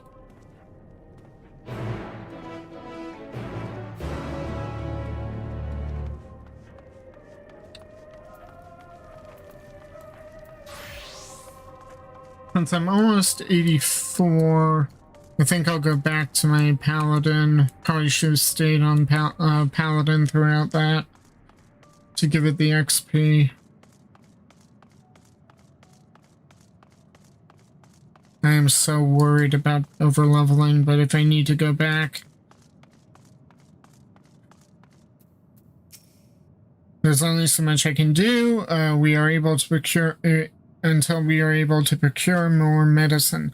Cannot safely move the injured, and what little provisions we do have are spent keeping both us and the survivors warm.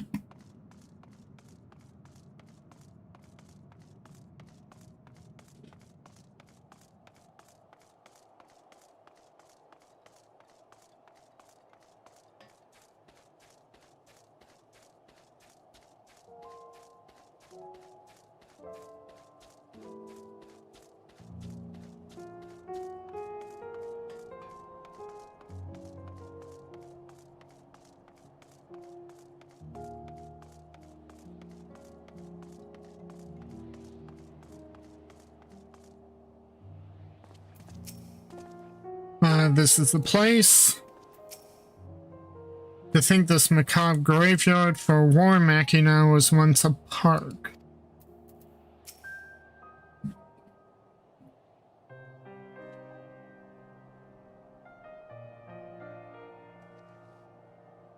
So this is the park. I'm surprised they found space for one amongst these buildings. Actually, the recreational areas came first. The houses were built around them. A healthy society requires communal spaces for children to play and adults to socialize. The park was named after the founding father of the empire, the great Solus Zos Galvus.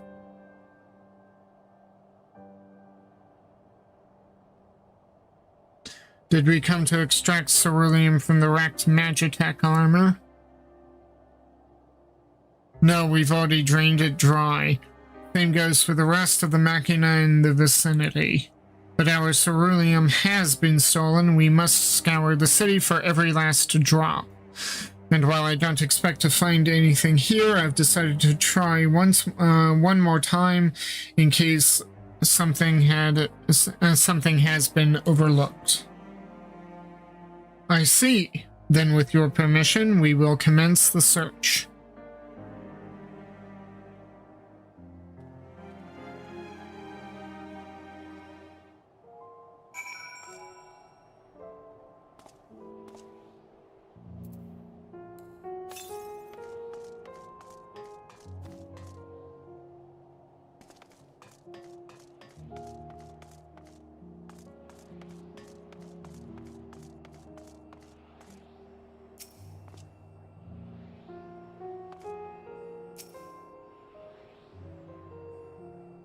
Doesn't look like there's anything here.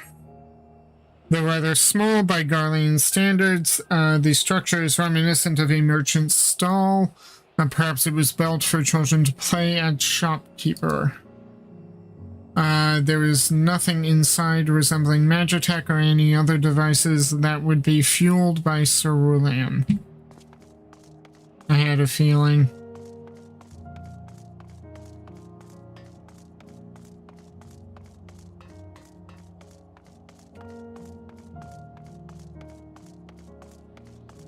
Ah, there's the ether current.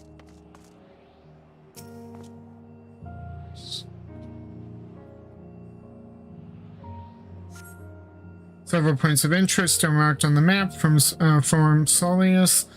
The pond children's play area. To your knowledge, however, none would require the use of cerulean.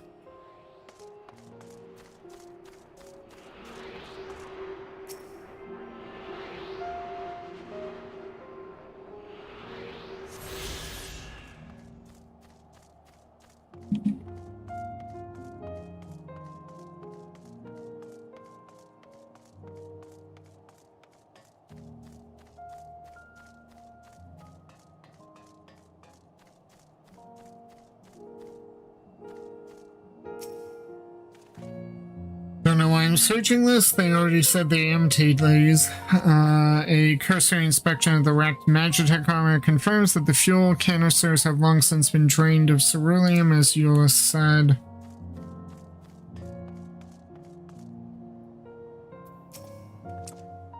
I don't imagine there would be much need for Magitech in a park of all places, but then again, I wasn't raised in Garlemald.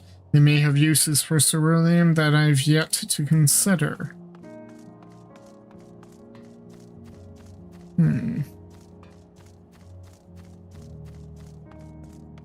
Public benches.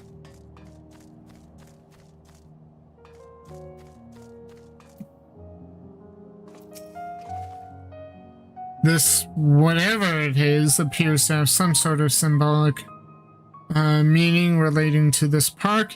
Even though the place is named after Solus, it doesn't seem to be a statue of him. Well, at least not anymore. Maybe it was once a fountain, or somewhere the man himself used to sit. Not that it would matter, even if we knew, but I couldn't help wondering. Yeah.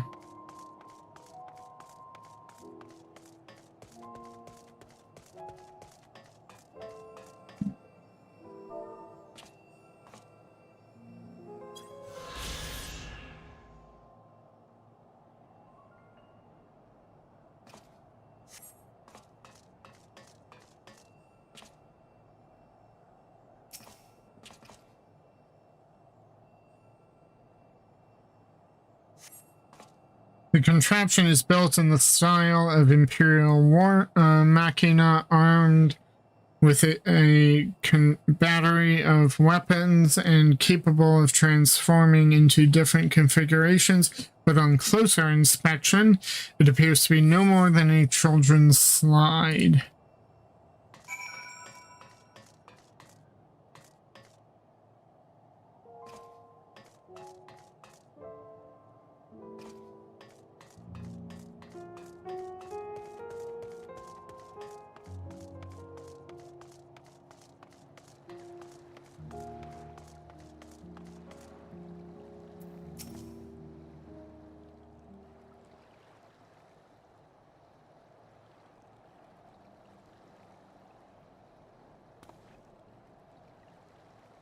Oh, it's you. Any luck?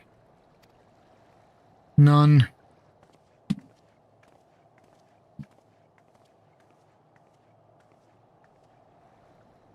There's no sign of any ceruleum. Hardly surprising, but disappointing nonetheless. I couldn't help noticing you gazing at the pond. Is something the matter? What? Yes, I mean, no. It's just, I used to bring my brother and sister here to play. The pond was heated to stop it from freezing over, so like all the other children, they just had to wade in and splash about. Would have stayed there if I didn't drag them out. We'd be sopping wet when all was said and done, every time. And every time when we'd get home, Mother would scold us, saying we'd catch our death walking around like that. The pond was heated with a ceruleum-powered heater by chance. I suppose it must have been, Come to think of it, I remember seeing engineers changing out a tank beneath a hatch. But that was a long time ago when the water still flowed clear and wasn't this brackish muck.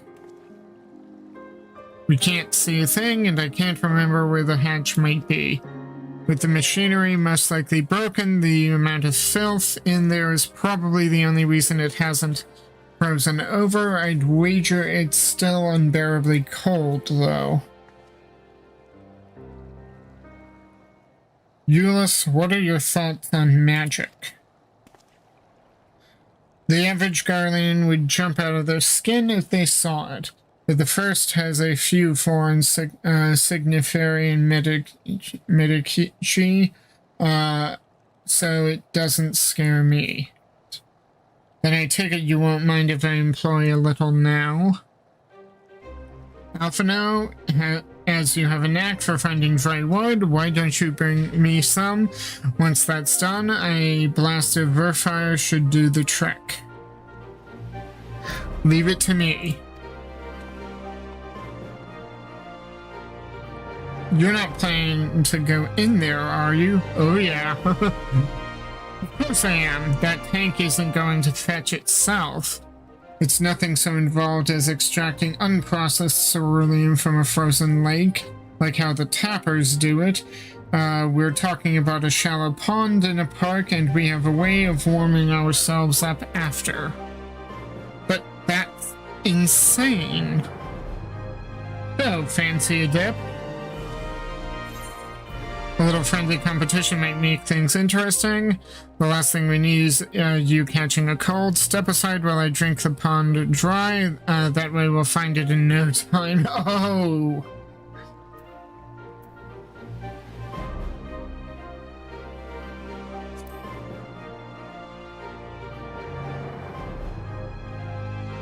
Last one to find a cerulean tank is a rotten egg.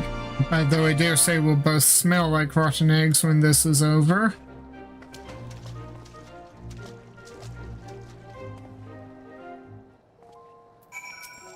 I can't believe what I'm seeing.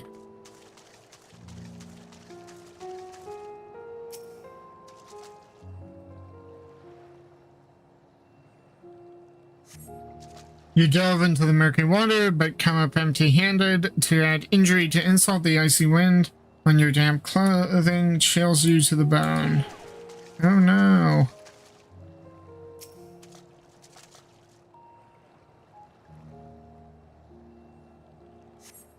You delve into the murky water, but come up empty-handed. To add insult to injury, the icy wind on your damp clothing chills you to the bone. It's probably over there. Yep. It's gotta be over here.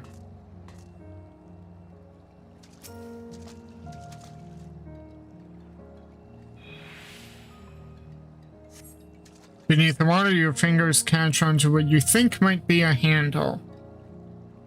Found it.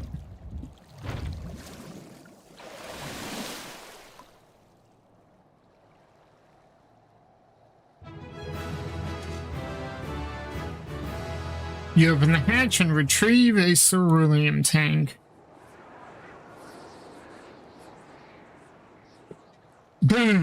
However, your grand discovery comes at great personal cost as you become acutely aware of the freezing cold and a rancid odor emanating from every elm of your body. Euless will doubtless feel compelled to pinch his nose shut when you deliver him your prize.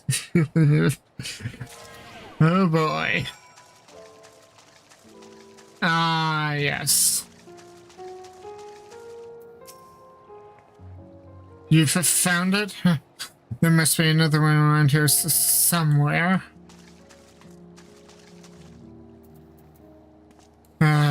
Okay. Did you find anything? I hope you did.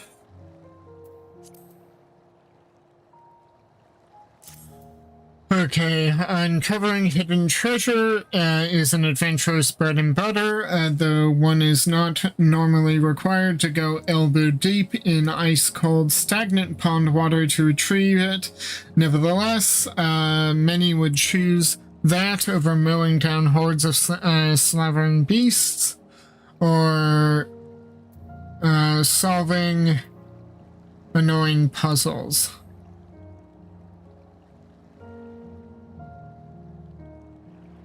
That's it. And there's still some ceruleum left.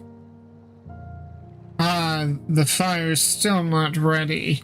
Hold on, I'll give Alphino a hand. I had a feeling I'd have to go back to Black Mage.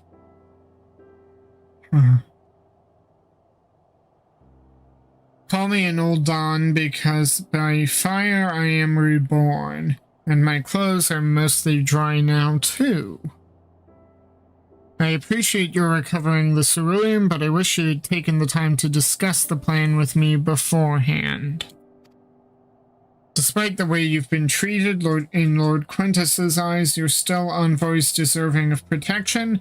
If you were to die on my watch, he would be most displeased. Your concern is duly noted, but all's well that ends well. Euless, you mentioned coming here with your younger siblings. Did you grow up in Garlemald? I did, not far from here.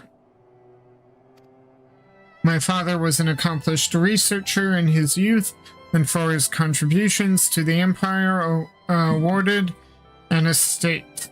We lived well, better than many. What was Garlemald like in those days? Everything. It was everything you could imagine, and so much more.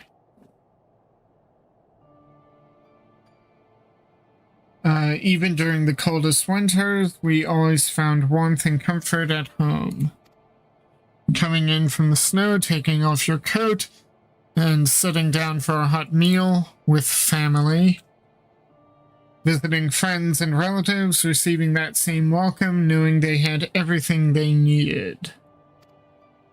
Walking down the street, seeing the lights in all the houses, hearing the faint sound of laughter and song, of happiness. And although the summers came and went all too quickly in that brief respite, the ice would melt, and the forgotten grass make itself triumphant.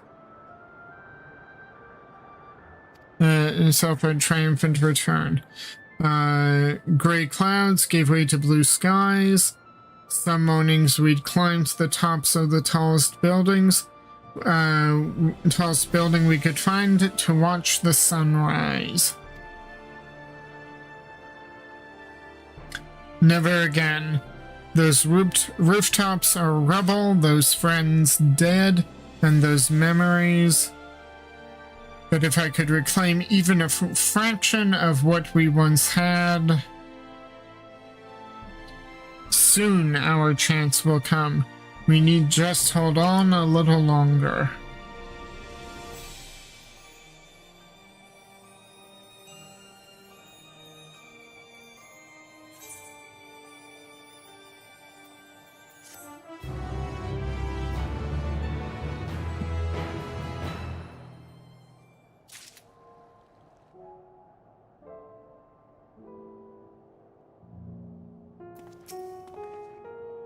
Well, at least my clothes are finally dry, though they could still do with a proper wash. Owing to the wealth of experience I've accrued in gathering firewood, I was even able to provide Euless with some basic pointers on the subject. I thought it might help to further build a rapport to distract him from his other concerns. No good deed. Now that the fire has burnt out, Euless is ready to move on. Alright, now that you've recovered from your escapades in the pond, there's another location I'd like to search just outside the park.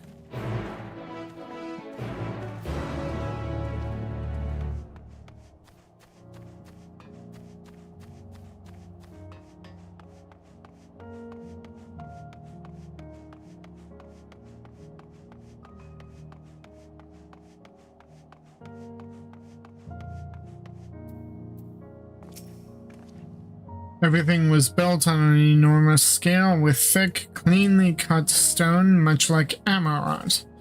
Given what we now know, such similarities are no coincidence. The war machina appears to be patrolling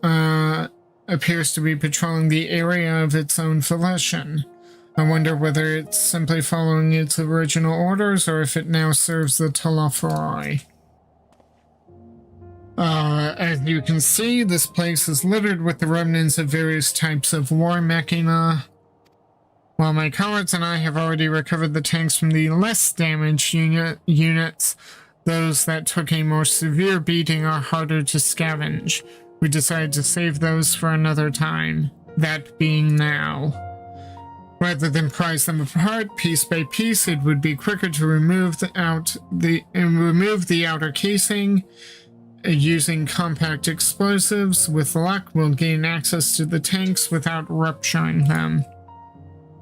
Though the force generated by these devices is relatively weak, I would advise you stand well clear to avoid being hit by any shrapnel.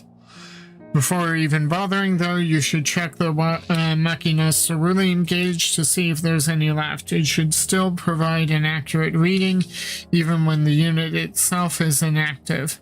If the gauge is broken, I'll let you decide whether to use an explosive or not. Should you need more, come to me.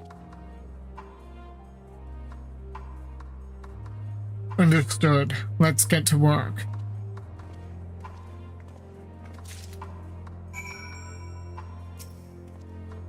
You saw the explosives I gave you, yes. Remember to check the gauge and before removing the outer casing. The gauge has been damaged and you can't determine if there's any fuel left to recover.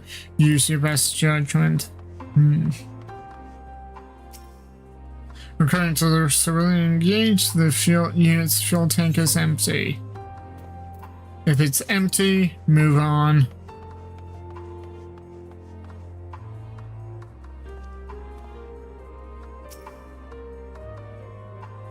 The cerulean gauge on this unit appears to have been broken, giving you no way to determine how much fuel the tank may hold.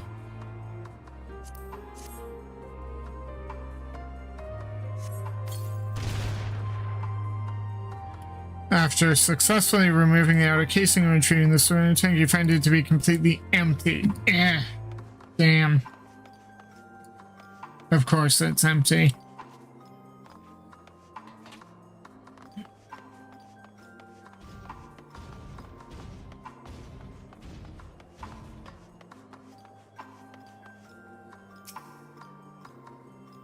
Fuel tank is empty. No, I'm not using that. Cerulean gauge appears to be broken. Alright, let's give this a try.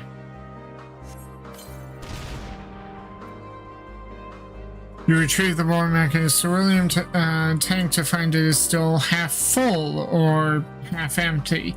Depending on one's perspective, either way, Euless will be sure to be pleased by your discovery.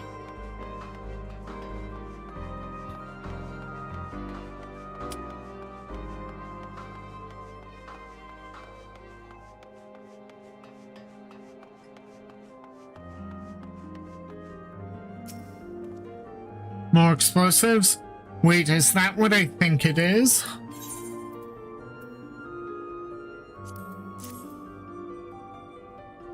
Not only did this tank survive the attack that disabled the war machina in which it was installed, it also escaped the blast of your explosive unscathed. If medals for outstanding service were awarded to inanimate objects, this champion among cerulean tanks would surely deserve one. Okay. You've done it again. Truly, luck is on your side. With this, we should be able to refuel quite a few of our heaters. It's time we headed back. Wait here while I go and see how Alizé and Alphino are faring.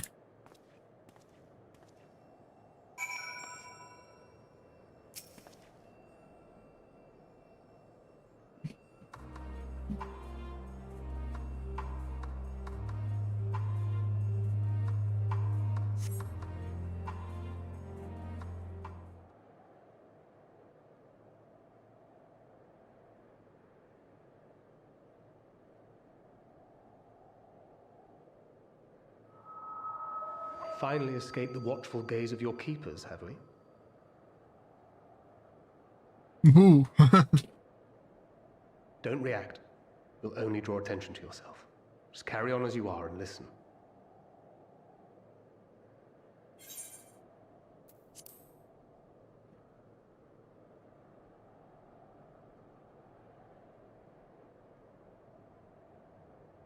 After you left with the Garlean lad, Lucia bade a few of us scouts follow you at a discreet distance. We observed you being led into the station, but decided against venturing inside. When you emerged sometime later, and we saw that the twins were sporting Magitech collars, it was clear what had taken place. Now, as quietly as you can, tell me everything.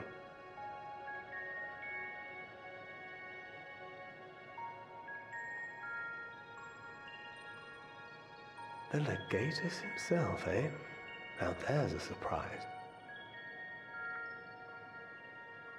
This is also the first I've heard of a plan to join forces with the 10th and storm the Tower of Babel. An interesting development, and perhaps the opportunity we've been waiting for. Our comrades back at the camp also received some rather promising news, but it's still too early to get our hopes up. For now, keeping yourselves out of harm's way comes before all else. Whatever demands the Garleans make, indulge them.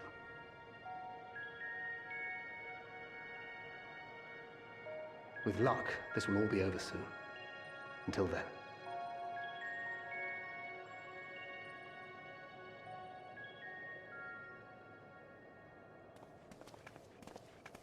They had not gone far. Oh, that's good to We know. searched high and low, but no luck, I'm afraid. I might have guessed you'd be the only one to find anything. I wasn't expecting much to begin with. Eventually, there will be nothing left out here for us to safely salvage. For now, this will have to suffice.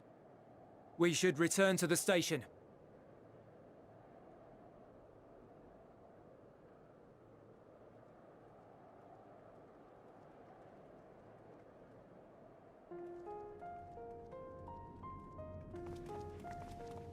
Ah, there you are. Heard you'd gone hunting for ceruleum above ground. Brought back a king's ransom? Hardly. But thanks to these three, we have enough to last a little while longer. Well, well. It's not at all as I was expecting, these ones. For savages, they seem positively docile.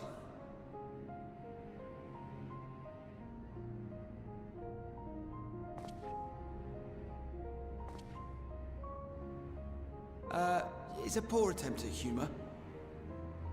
In all honesty, I'm grateful for your efforts.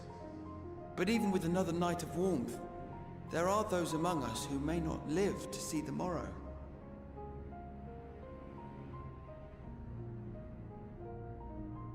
I trust your expedition was fruitful. Lord Quintus!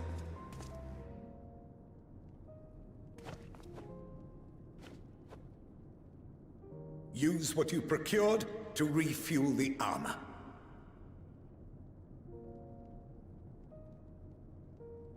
But, sir, what about the heaters for the camp?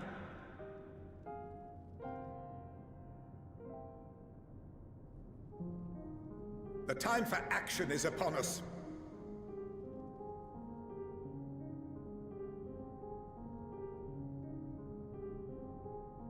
My men and I have matters to discuss. In the meantime, you are to wait here. Do not forget, you are being watched.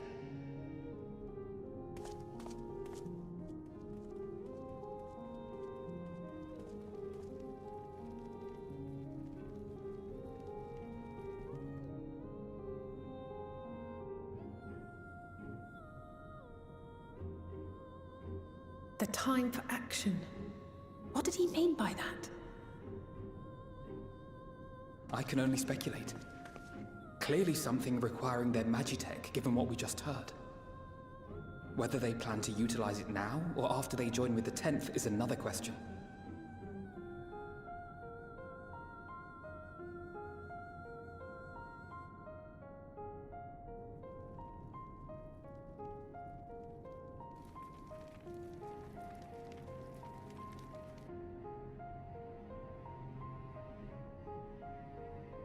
Will they ever escape this cold?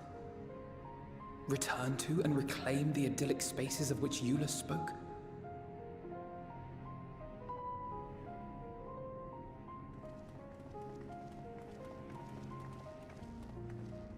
Finished your war, Council?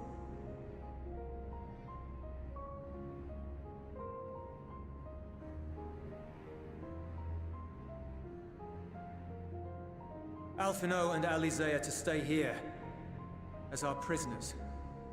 They will be released once your comrades have relinquished their supplies and withdrawn from Garlean soil. Until our terms are met, they will be detained at a separate location.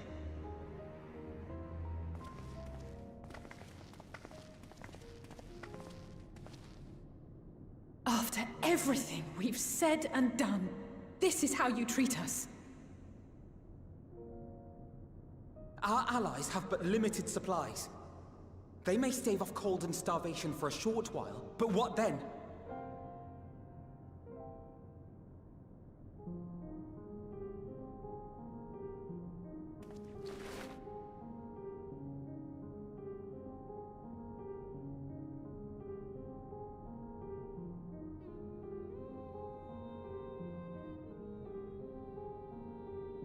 For now, keeping yourselves out of harm's way comes before all else. Whatever demands the Garleans make, indulge them.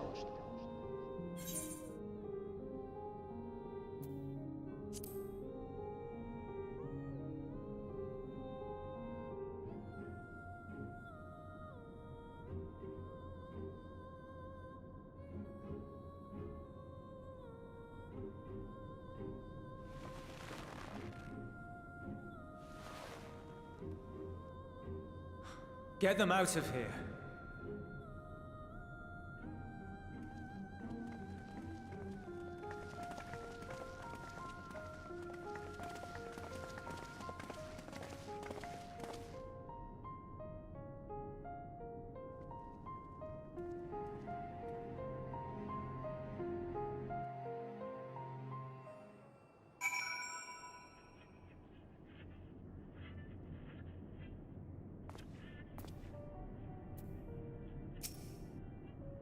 Alphino and Alize will be fine, provided they do not resist. I'm going to be Eve. Let me see if I can do this one. Alia Lacta Est. Once again, Euless has been entrusted with an enviable task. Okay, let's see what I can get on A2 here. You will accompany me back to our camp, where I will meet with your leader and present Lord Quintus's demands. Before we depart, however, there is something I would ask of you. Assuming your contingent complies, the supplies they surrender will need to be transported here. That task falls to Legionnaires Marcellinus and Octavia, who will pilot Magitech armor to your headquarters. You are to inform them that we are leaving shortly. Tell them to ask the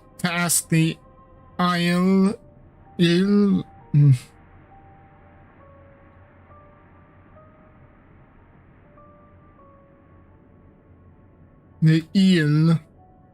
Okay, President Eel, for further details. In those words, ask the eel. IOIL. Okay. Once you've seen to that, meet me by the exit.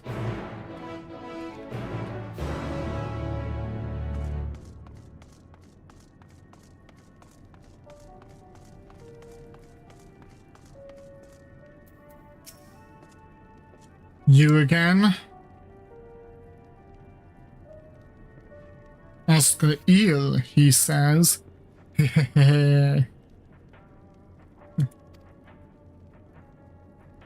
So that's to be the way of it. After all this. How ironic that you should be the one to deliver the news. If those are my orders, then so be it. For the glory of Garlemald.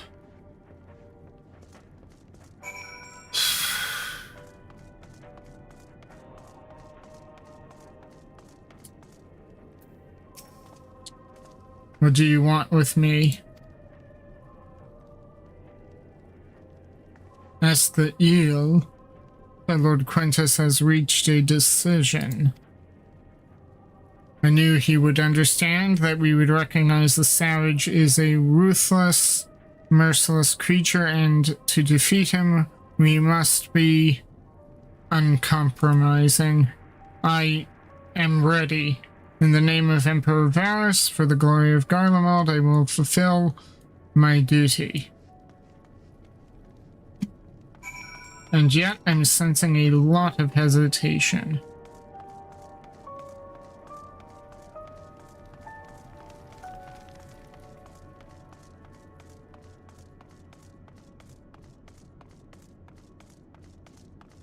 Was that somebody doing triple triad?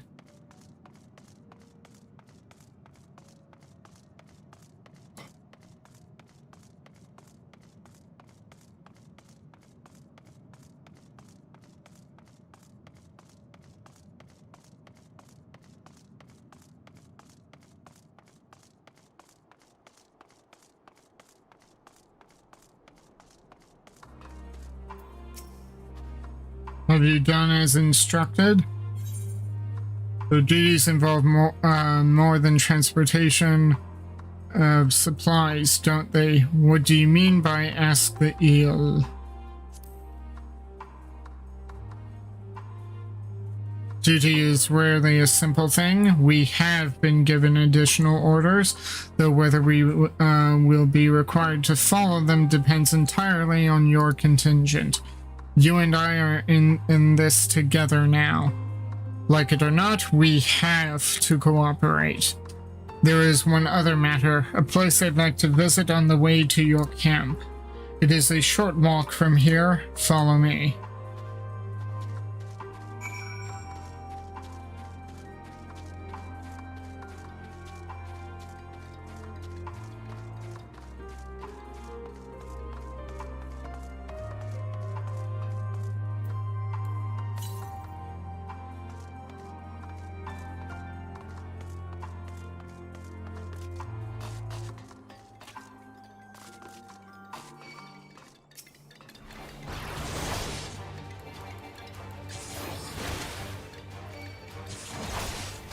Oh, did I miss?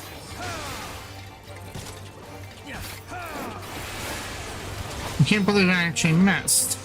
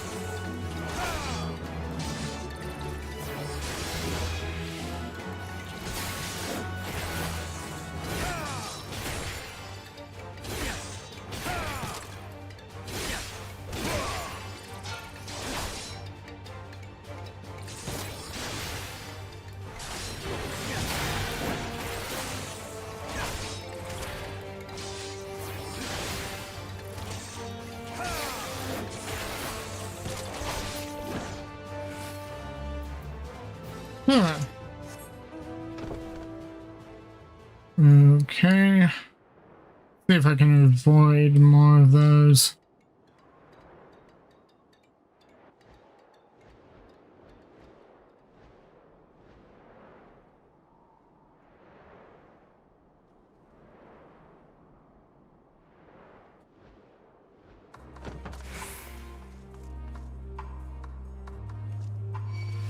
Oh, come on.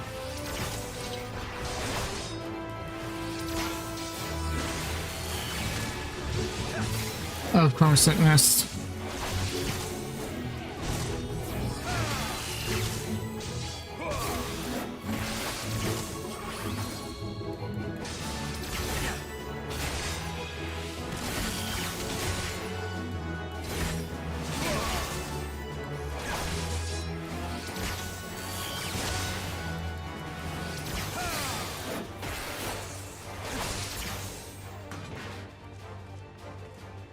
Here, I just wanted to talk to Euless. Give me a moment, please. Euless lingers by the ruins, reluctant to leave and reluctant to stay, unable to move on. Wait, was this his house? Or his family home? Not much of one, but I suppose if it had multiple stories.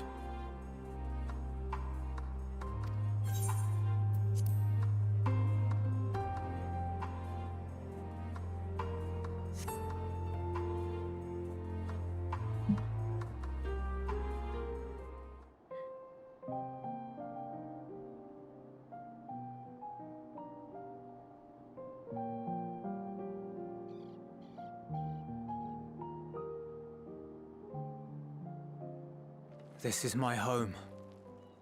Our home.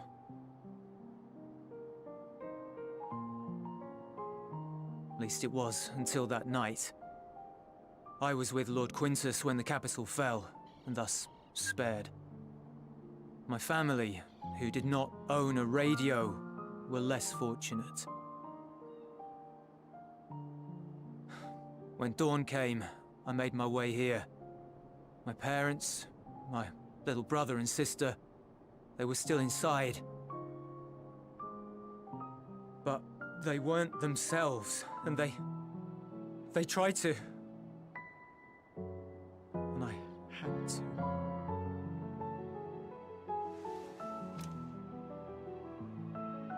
I'd promised to take them away from the capital that very morning, to somewhere safe, to hide until the fighting stopped. I promised.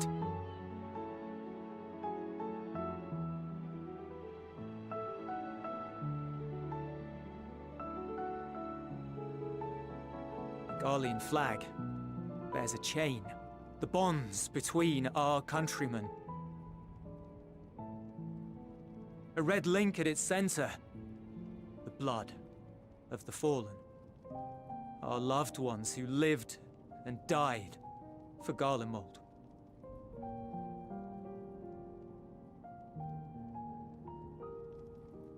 But if she too fell, who would be left to remember them and their sacrifice? What enduring proof would there be that they were ever here? If we had turned to your gods, would they have saved us?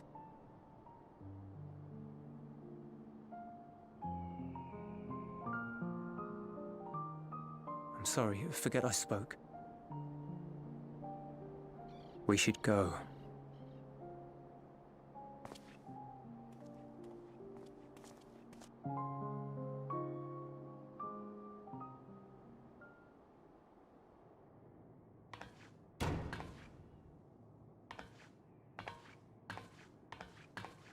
It's no use. Believe me, I do not enjoy being here any more than you. But he wanted us to play along, so that is what we will do.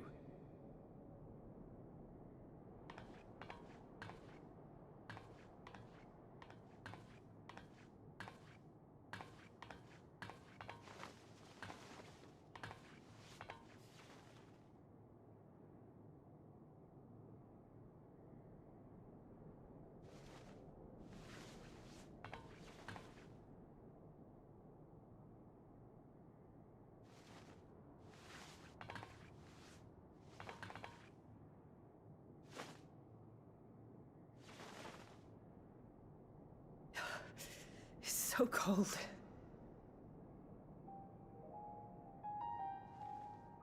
Painfully so. Unbearably.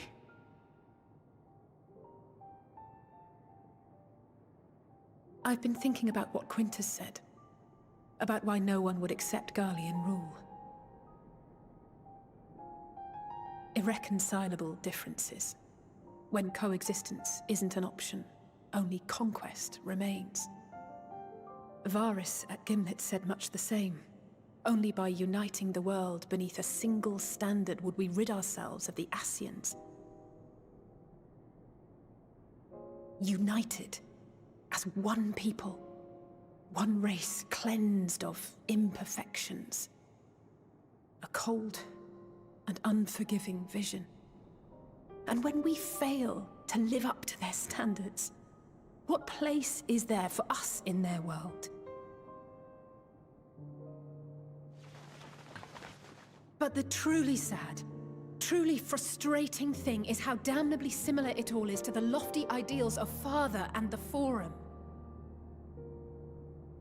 Non-intervention. Always non-intervention. Protect our knowledge and our people, and to hells with the rest of you. And yet, I can see how it happened. Varys and Father looked to their elders for guidance and took their virtues as their own. But for this world was of their making. In who else could they place their trust? All of us lost in a sea of chaos, searching desperately for purpose and meaning. But it shouldn't just be an extension of another's. It has to be ours. It has to be. We all have a stake in this world. No one should be silenced. I won't deny that we lack the experience of people such as Father or Quintus. Perhaps they've come to see the world as a series of problems, and the most efficient way of solving them, to reduce everything to fundamental forms. A stone is a stone, a cloud, a flower, no more than that. Simple descriptions that strip the subject of distinguishing characteristics. A man is a man, divided according to race, creed, or allegiance, and to some, defined by such associations. Is that what you think? In my misbegotten youth. But what I believed wisdom was no more than aggressive ignorance. I've since learned to look beyond the banners and the politics, to see people as individuals with their own hopes and dreams. As for my dream of building a better world, well, every day I'm reminded that it is far more complex than I had ever imagined. But it only spurs me onward, to find the wisdom and the strength to see it through to the very end.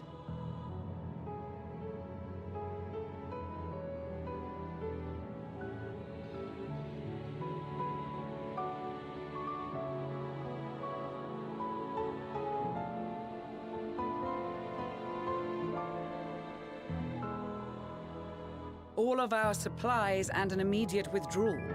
These are your conditions? Demands. And you forgot about the airship. Once again, you will leave one behind. It will be used to return the prisoners. Their collars will be removed prior to the exchange.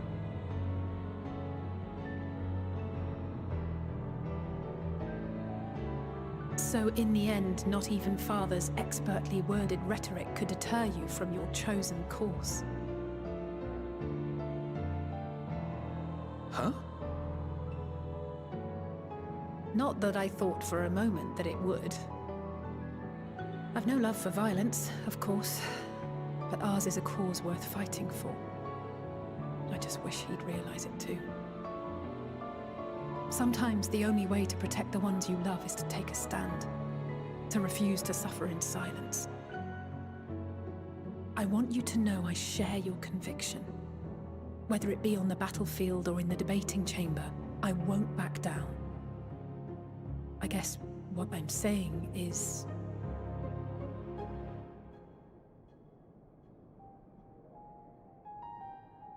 You've found your own reason to fight. Yes. Yes, I have. God's willing, there will come a day when we can finally lay down our arms, and there will be peace. But not until the Telophoroi have been defeated once and for all. And you, brother, will have a vital part to play. By your words and deeds, you'll lead the way. I pray I am up to the task. There'll always be naysayers. Those who think us fools for even trying. It's easy for learned elites to criticize earnest efforts and assert their moral superiority, all without offering alternatives. Not that their sophistry has ever wounded you. So stubborn and strong. Stronger than you even know. Don't ever change, you hear me? If you stumble, I'll be there to catch you. Or give you a thick ear. Maybe both, for good measure.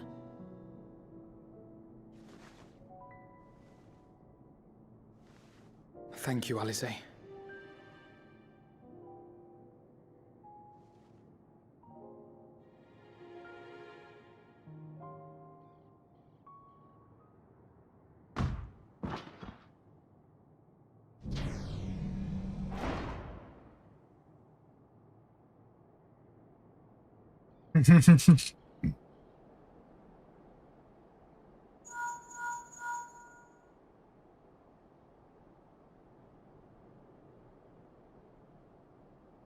The scouts have secured Alize and Alphino. Their collars were removed without complication as well.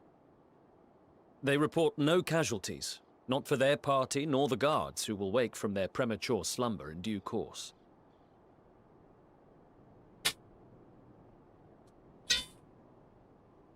It would appear the situation has changed. I propose new terms. We have information that will be of great interest to Lord Quintus, and I wish to speak with him in person.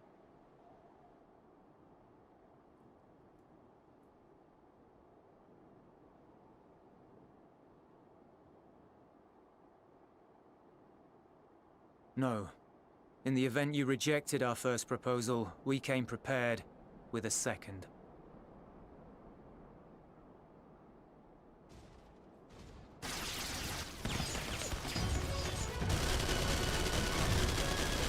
Ambush!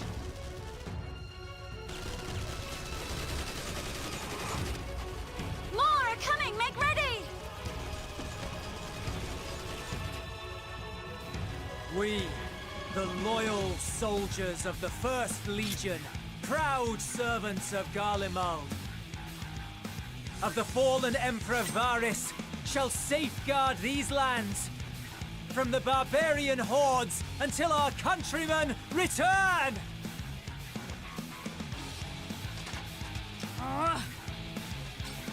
Stop! Both of you!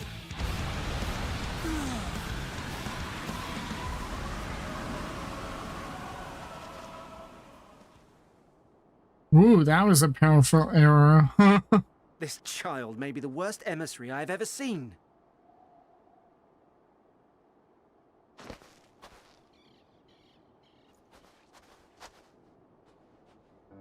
We received an urgent communication from the Grand Company of Eorzea.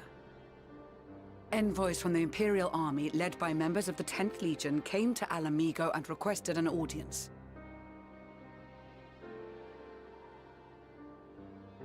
They explained that their efforts to coordinate the reclamation of the capital with the aid of the 4th, 5th, 8th, and 12th had ended in failure.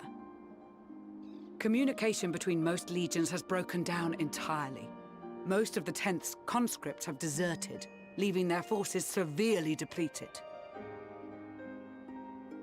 That is why, unable to continue the fight on their own, they and their allies turned to the Grand Company of Eorzea for aid. Lies. Every word. It is the truth, and I have not finished. The 10th has requested that we deliver a message to Lord Quintus. Have the ill stand down.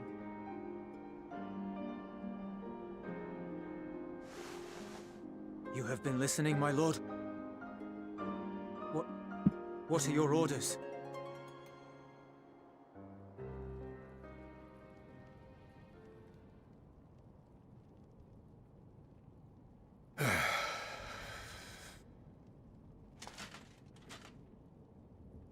Inform her that we will honor the 10th's decision.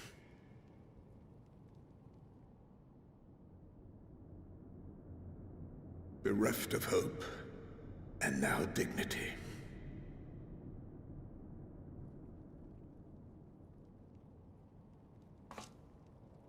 I release you from your duty.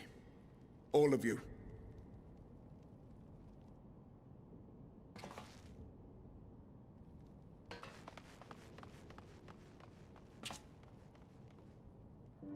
I take solace, your radiance, in the knowledge you are not here to witness our debasement. 'Twas a grand, glorious dream we shared. Of a world united, of peace and prosperity.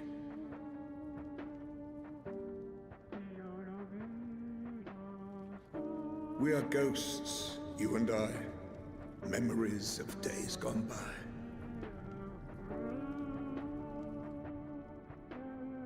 Bonds forged in blood that I will not see tarnished.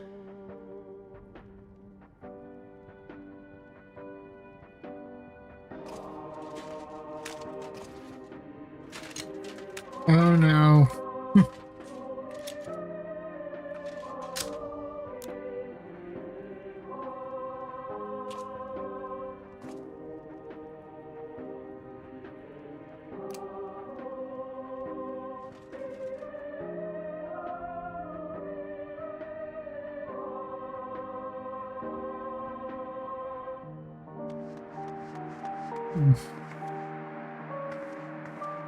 Quickly! We have to reach the station before it's too late.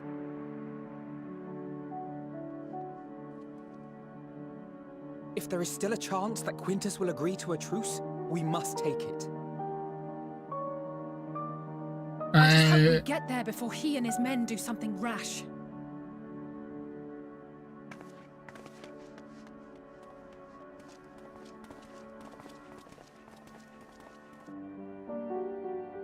Yep.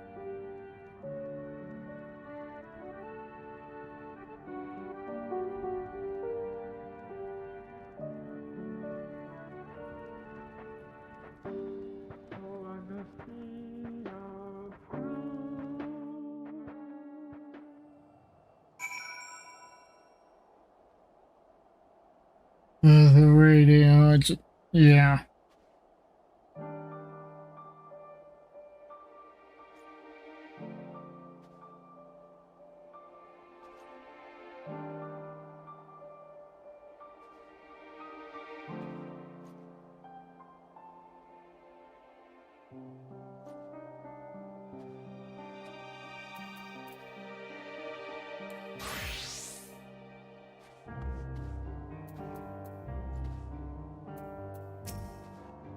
We will make no attempt to resist.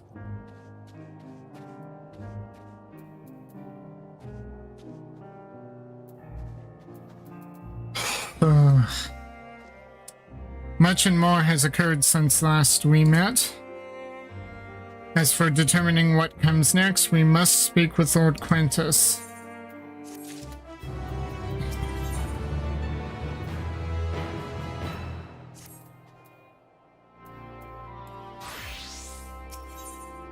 Strange bedfellows. With the immediate crisis averted, Lucius seeks to gain a clearer understanding of the present situation. Before we proceed, tell me what you know of the First Legion and the disposition of their forces.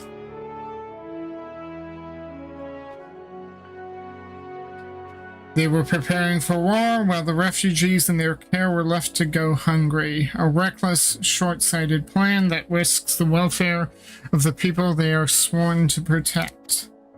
Nevertheless, we cannot compel them to accept our aid. If we were to arrive in force with the intent to do so, we would only incite panic, but perhaps they can be persuaded to follow one of their own. Go with Euless back to the station and have him lead the refugees here. Some may be unwilling or unable to leave, but for the time being, I'll take what I can get. Alphino and Alize and the scouts sent to extricate them should already be at the station. I will also have our other comrades in the area lend their support should it be needed. Understood.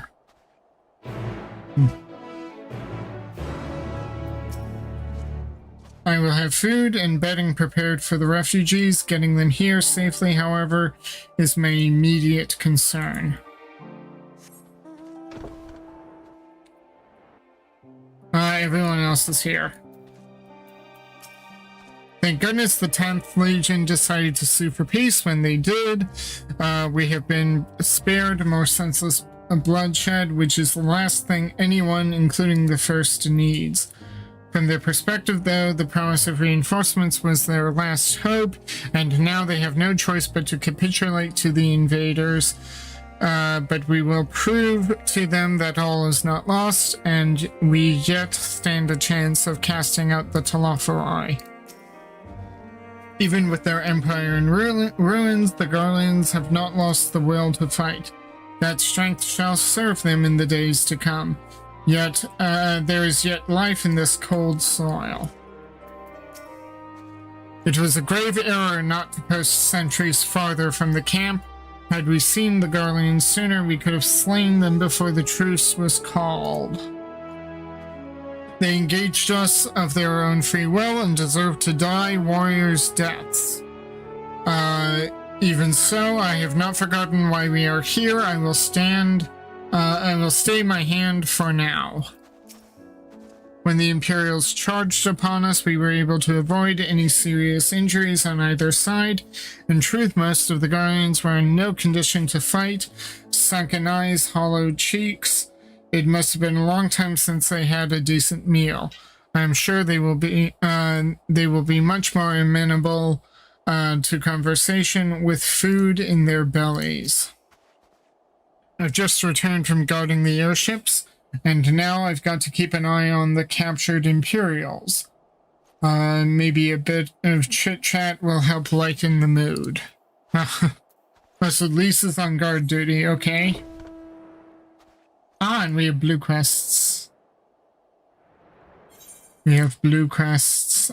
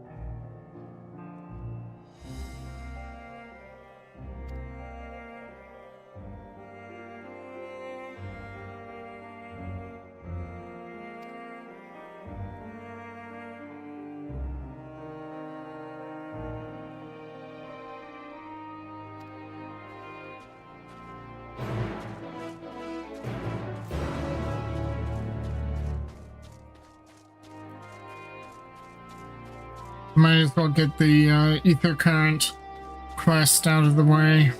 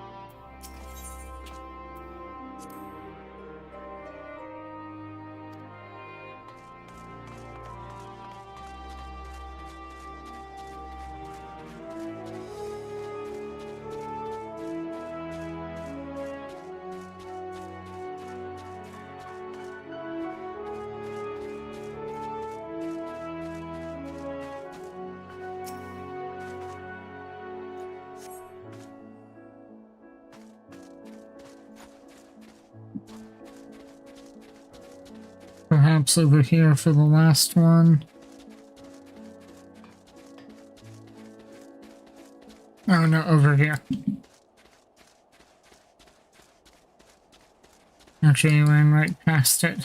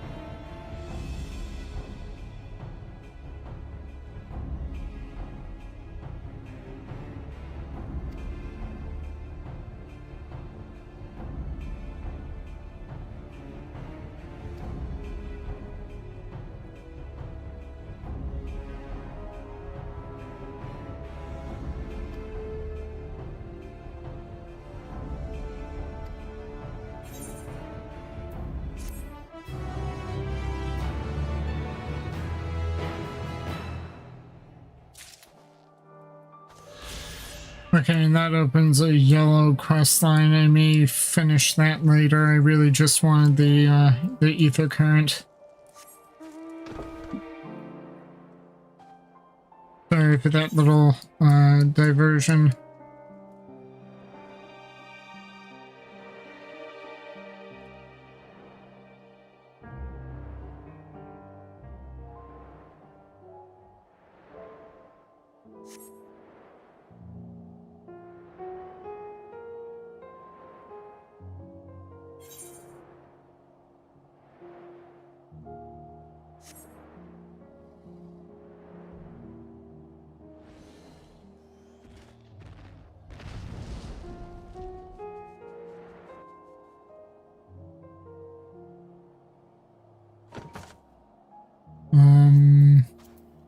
One moment.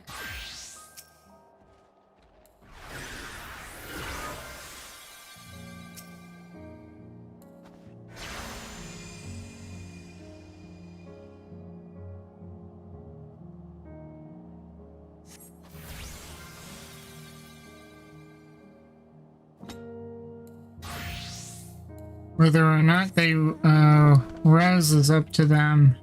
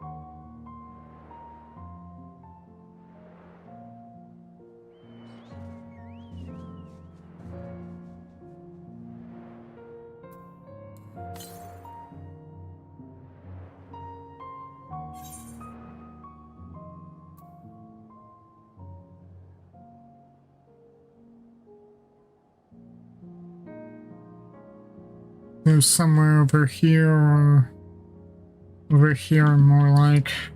Get to that in due course then.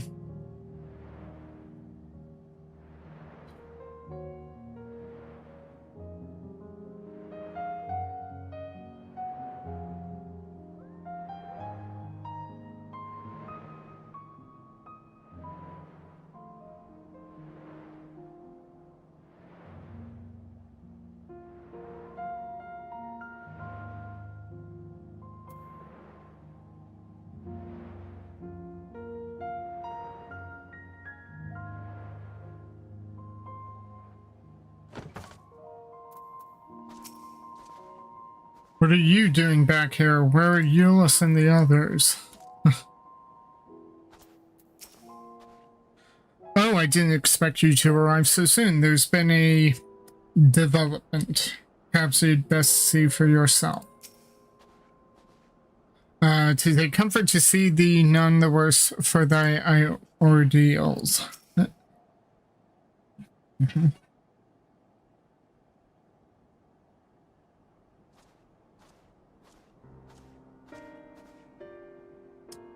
Myrokos and Euless. We arrived just before you did, and too late. Too late for what? What's happened? It's Lord Quintus. He took his own life.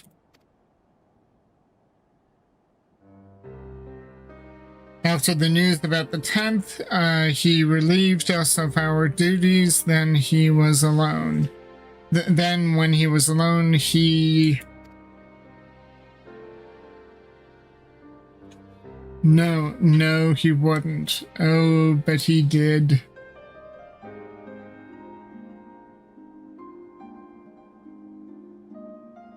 Tancred and the others, assisted by the soldiers, have seen to the remains. In due course shall the legatus be afforded a proper burial. He released us from our duty. He wanted us to be free to choose our own fate. Without him to guide us, I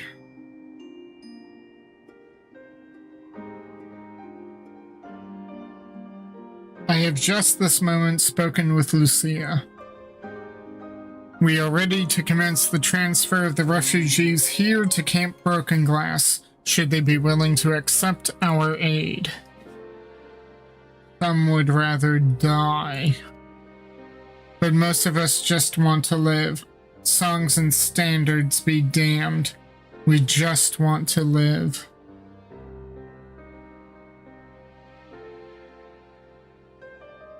We'll need to speak with the refugees. They'll have to decide for themselves if they wish to come with us. If any would prefer to stay, we can have supplies brought over for them. It'll be a hard journey for the others, but we'll see they reach our camp safely.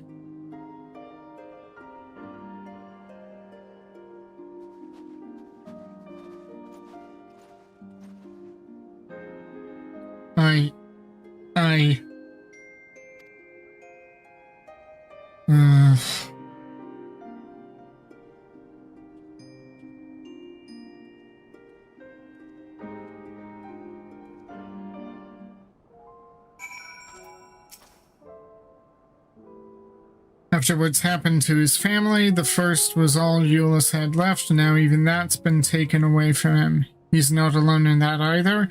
There's a comfort in having someone to follow, someone to lead.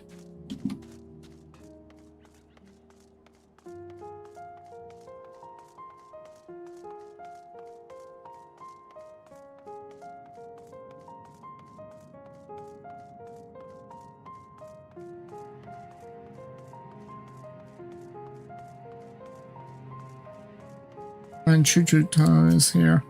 we've the roads covered. Don't you worry, things may get chaotic out there, but just take it as slow and steady as you can, alright?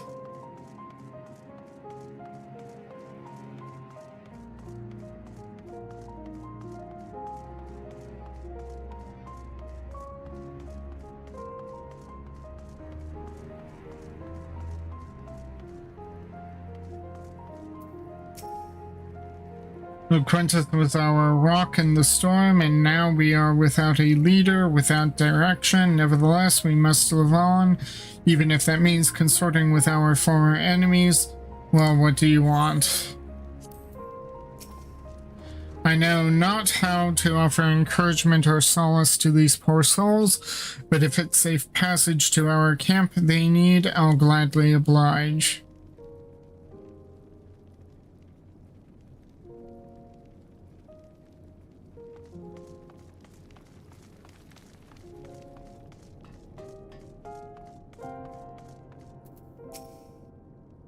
It was only ever a dream, wasn't it? To think we could reclaim it. We built it all ourselves. Yep. Before this all began, I sent my wife and daughter away to the provinces. If there's a chance I might see them again, I'll take it. So take me. Take me with you, please.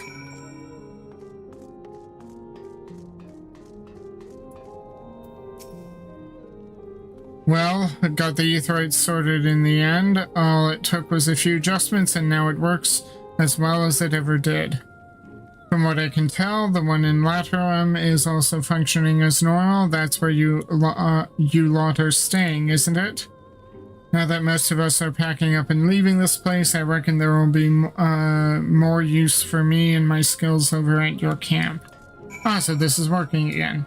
Yay! Attune.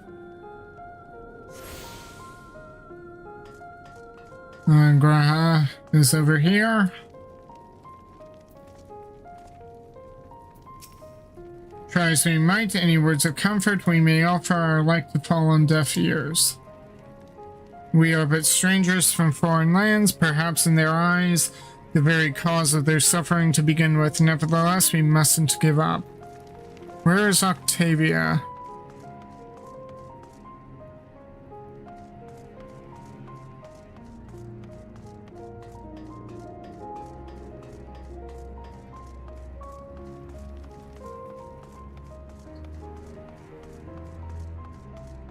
Elevator's here.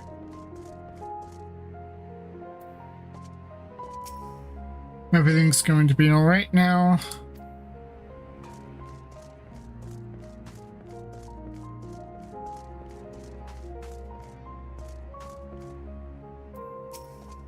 To employ healing magics now would likely invite catastrophe, as thou canst attest from the experiences at Victor's spoils.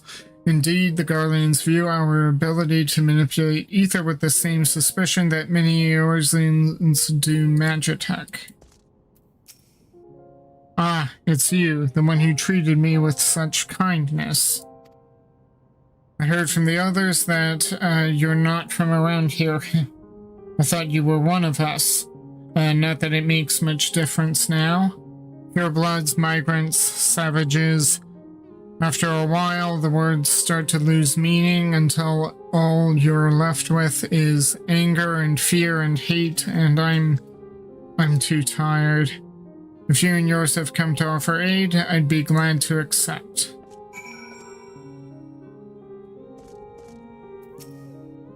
Our pride, our culture, our knowledge, all of it gone.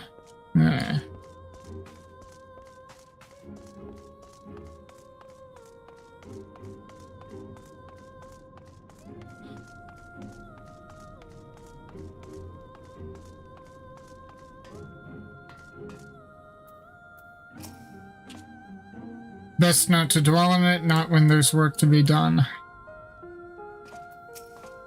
Why?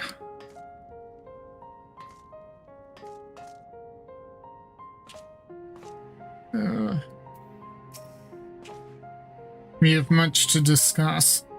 Our rescue, the attack on Camp Broken Glass, what we'd hoped to talk about with Quintus.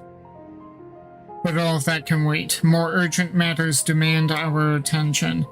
Are any of the refugees willing to come to our camp? There are a few. Thank the 12. Thank the 12. You and I should go first and secure the route back to Camp Broken Glass. With all the creatures and tempered skulking about, I expect we'll have our hands full. This should come in handy. Conqueror's Chain, courtesy of our Lamenson friends. I'd save it for the tempered, though. I'll mark a few points that need surveying on the map. Once you've taken care of the riffraff, we'll meet back at our camp.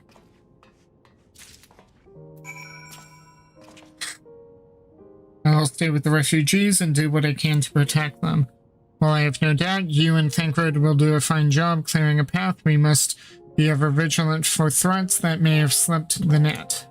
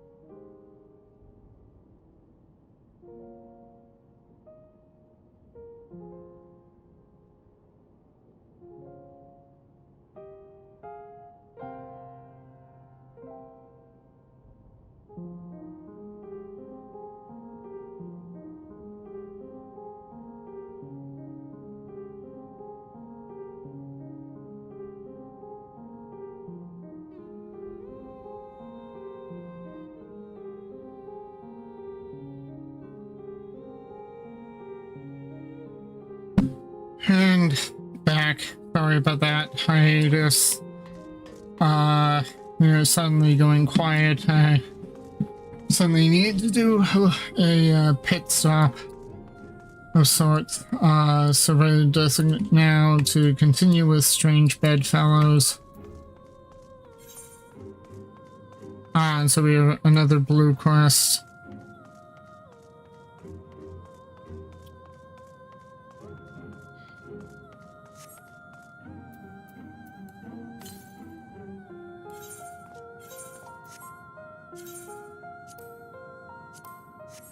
This probably is going to be the second one for this zone. Usually there is up here.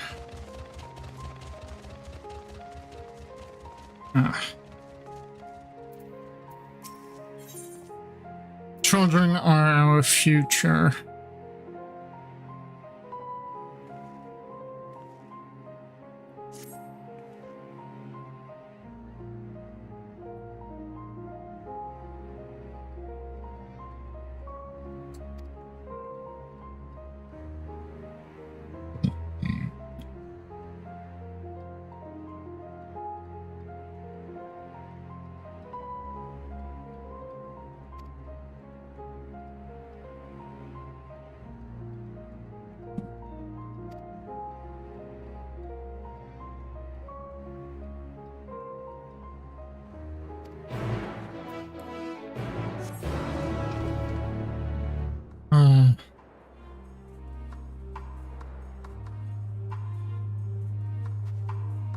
Okay, so now we have to go find this woman's son. Given the Magitech running around, this is not going to be the easiest task.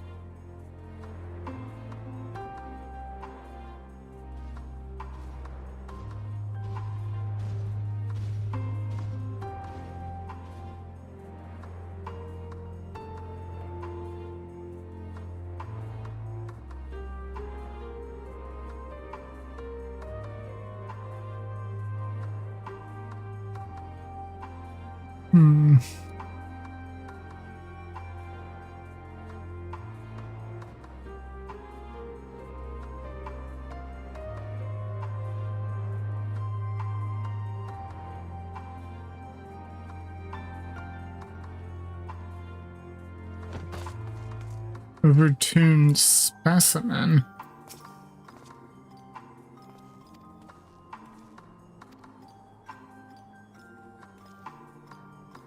Well, there's a way underneath the rubble if you want to call it. Mother sent you. So I won't go to the enemy's camp. I'm going home.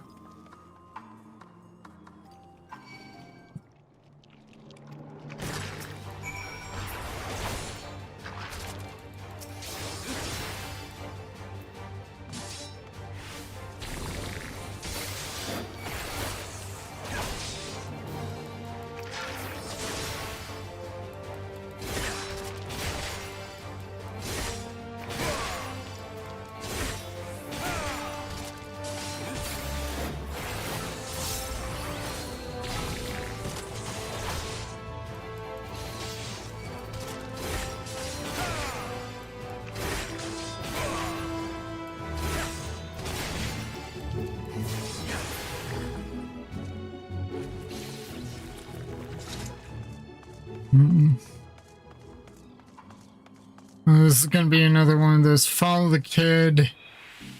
Start with the destination, you have to follow the kid and not get spotted, otherwise you start over. Lovely. Kind of finding these a little annoying.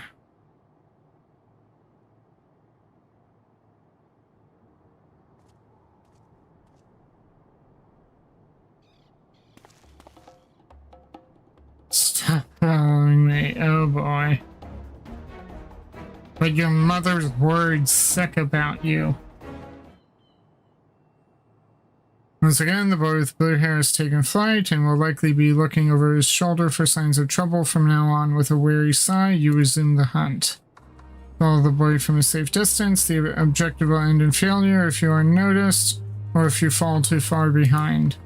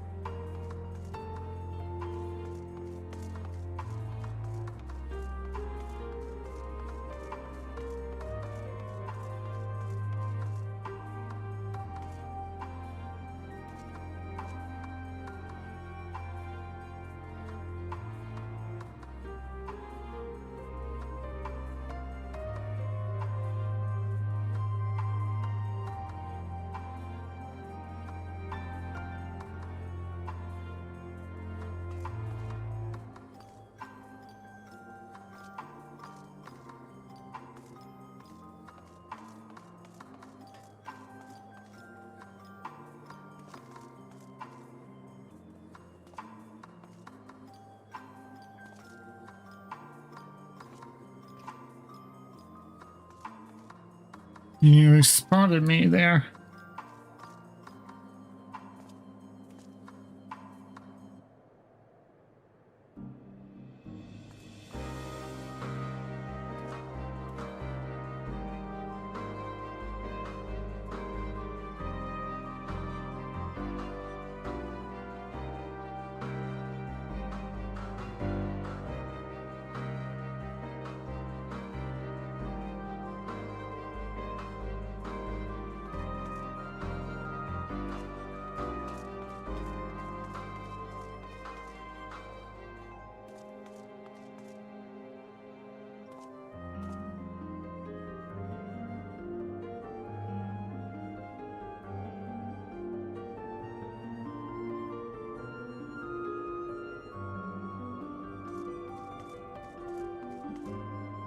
Ah, damn it.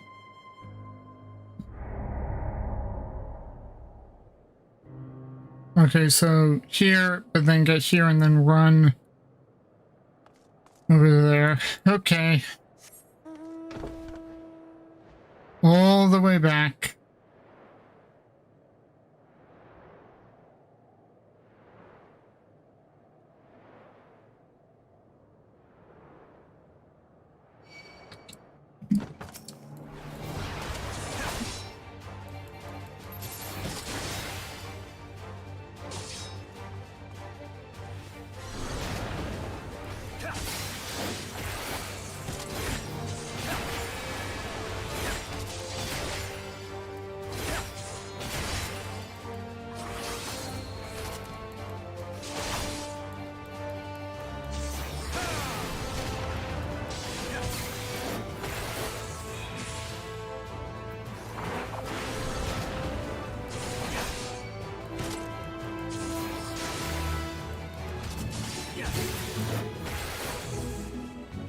I hate these follow the NPC quests. They're so tricky.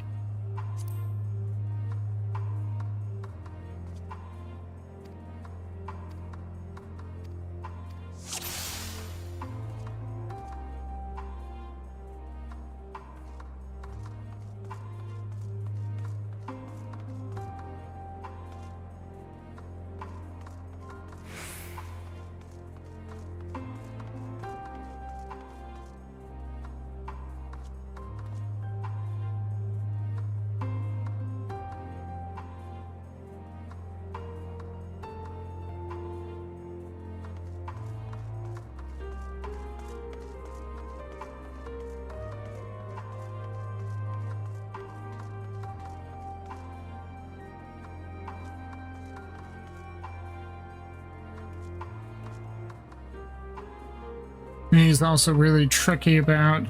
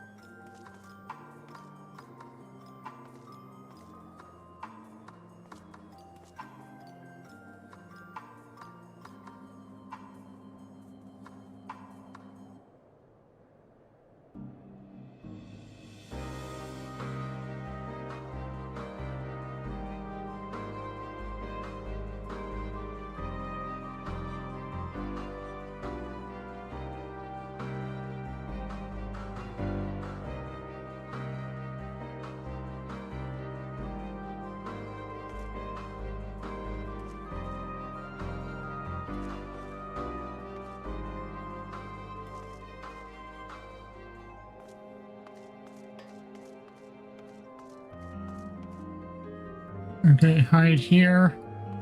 And then be ready to duck.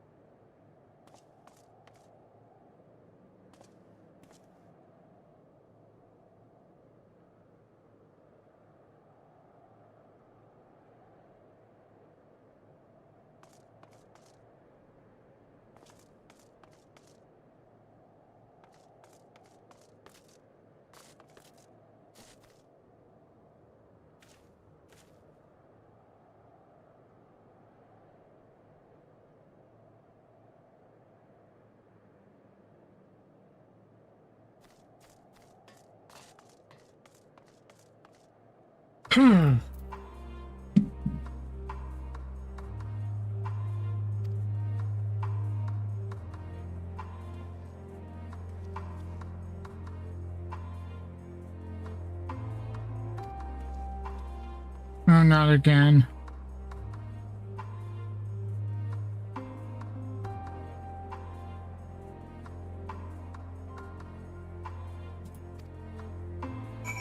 Hopefully I don't actually have to,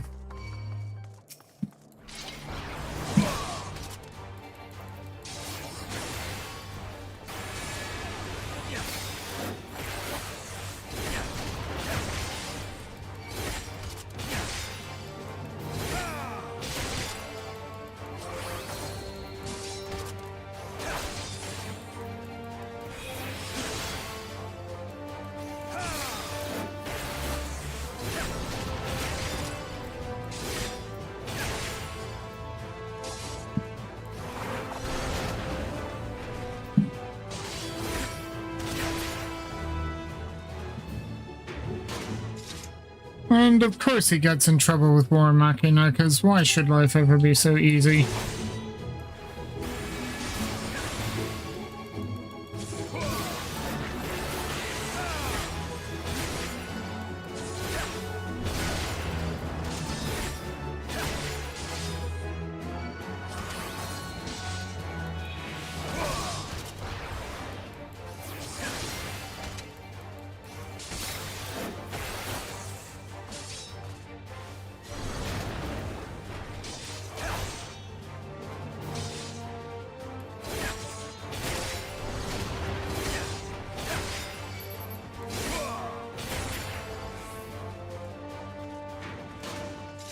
Well, at least I've been fighting these War Machina. I'm used to their mechanics.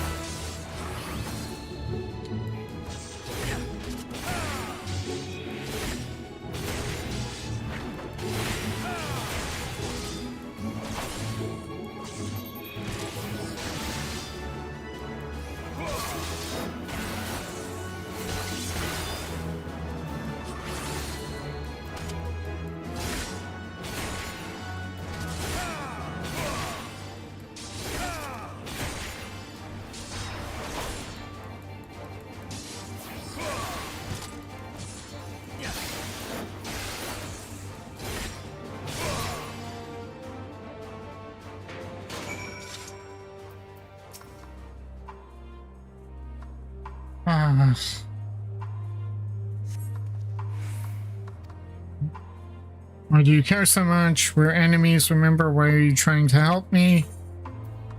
Because you need help and I'm offering it. How would your mother feel if something were to happen to you?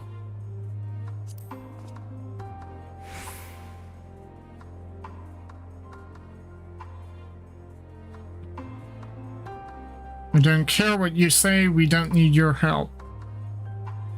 But Mother's worried I should go back to the station.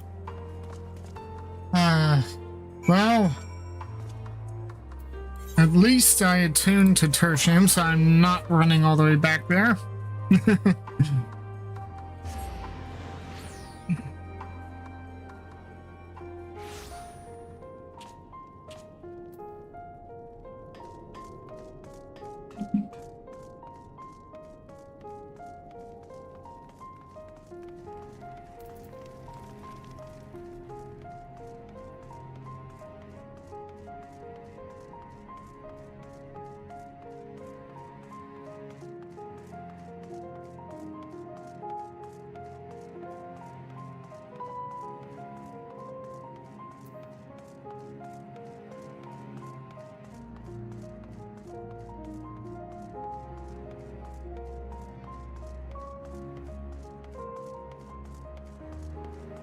Ah, Chocobo Keep is here.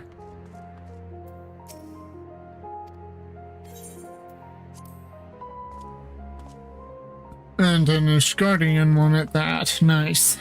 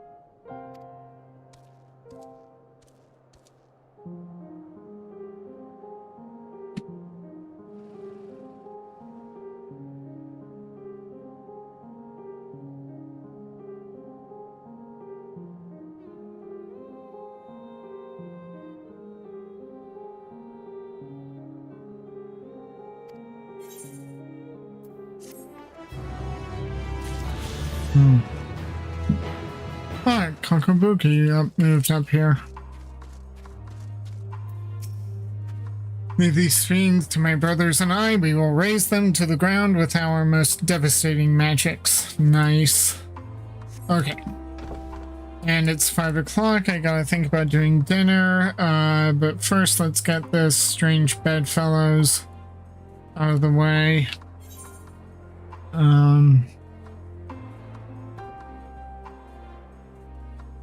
We're just clearing the road back.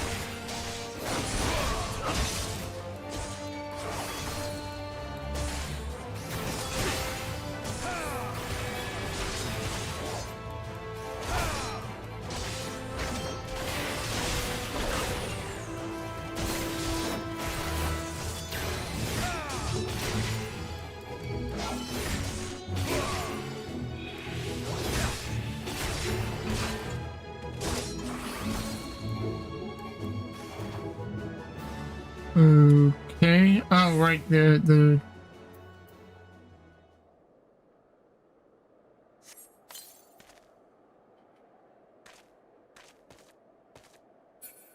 okay.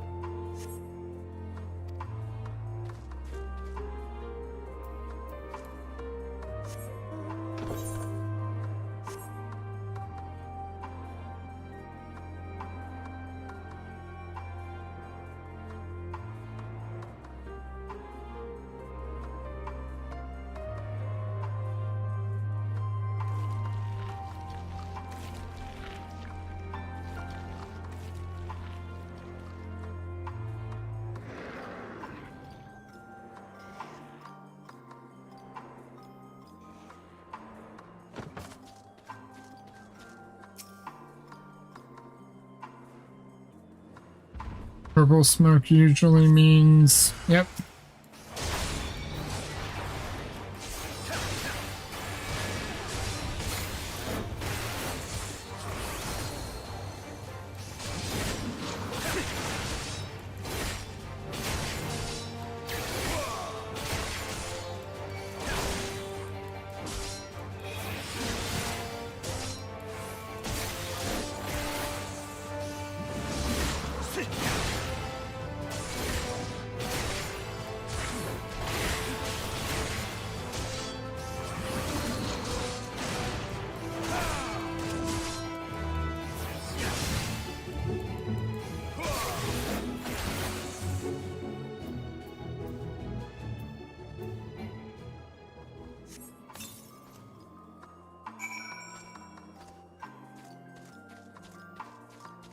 Okay.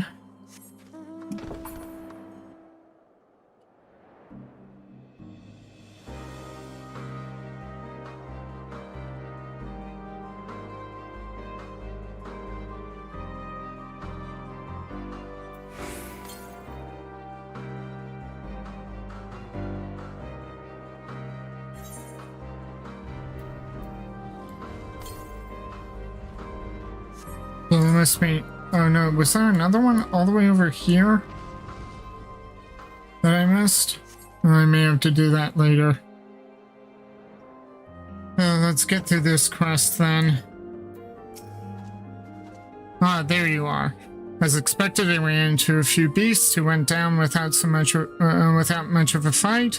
The tempered proved somewhat troublesome, but those chains should keep them under control until our allies take them into custody. With that taken care of, I'm to gather a few supplies and then return to the station. While I see to that, would you mind apprising Lucia of our progress? As it happens, I have some rather pertinent information from our scouting forays, but I'll save that for later. First things first and all that.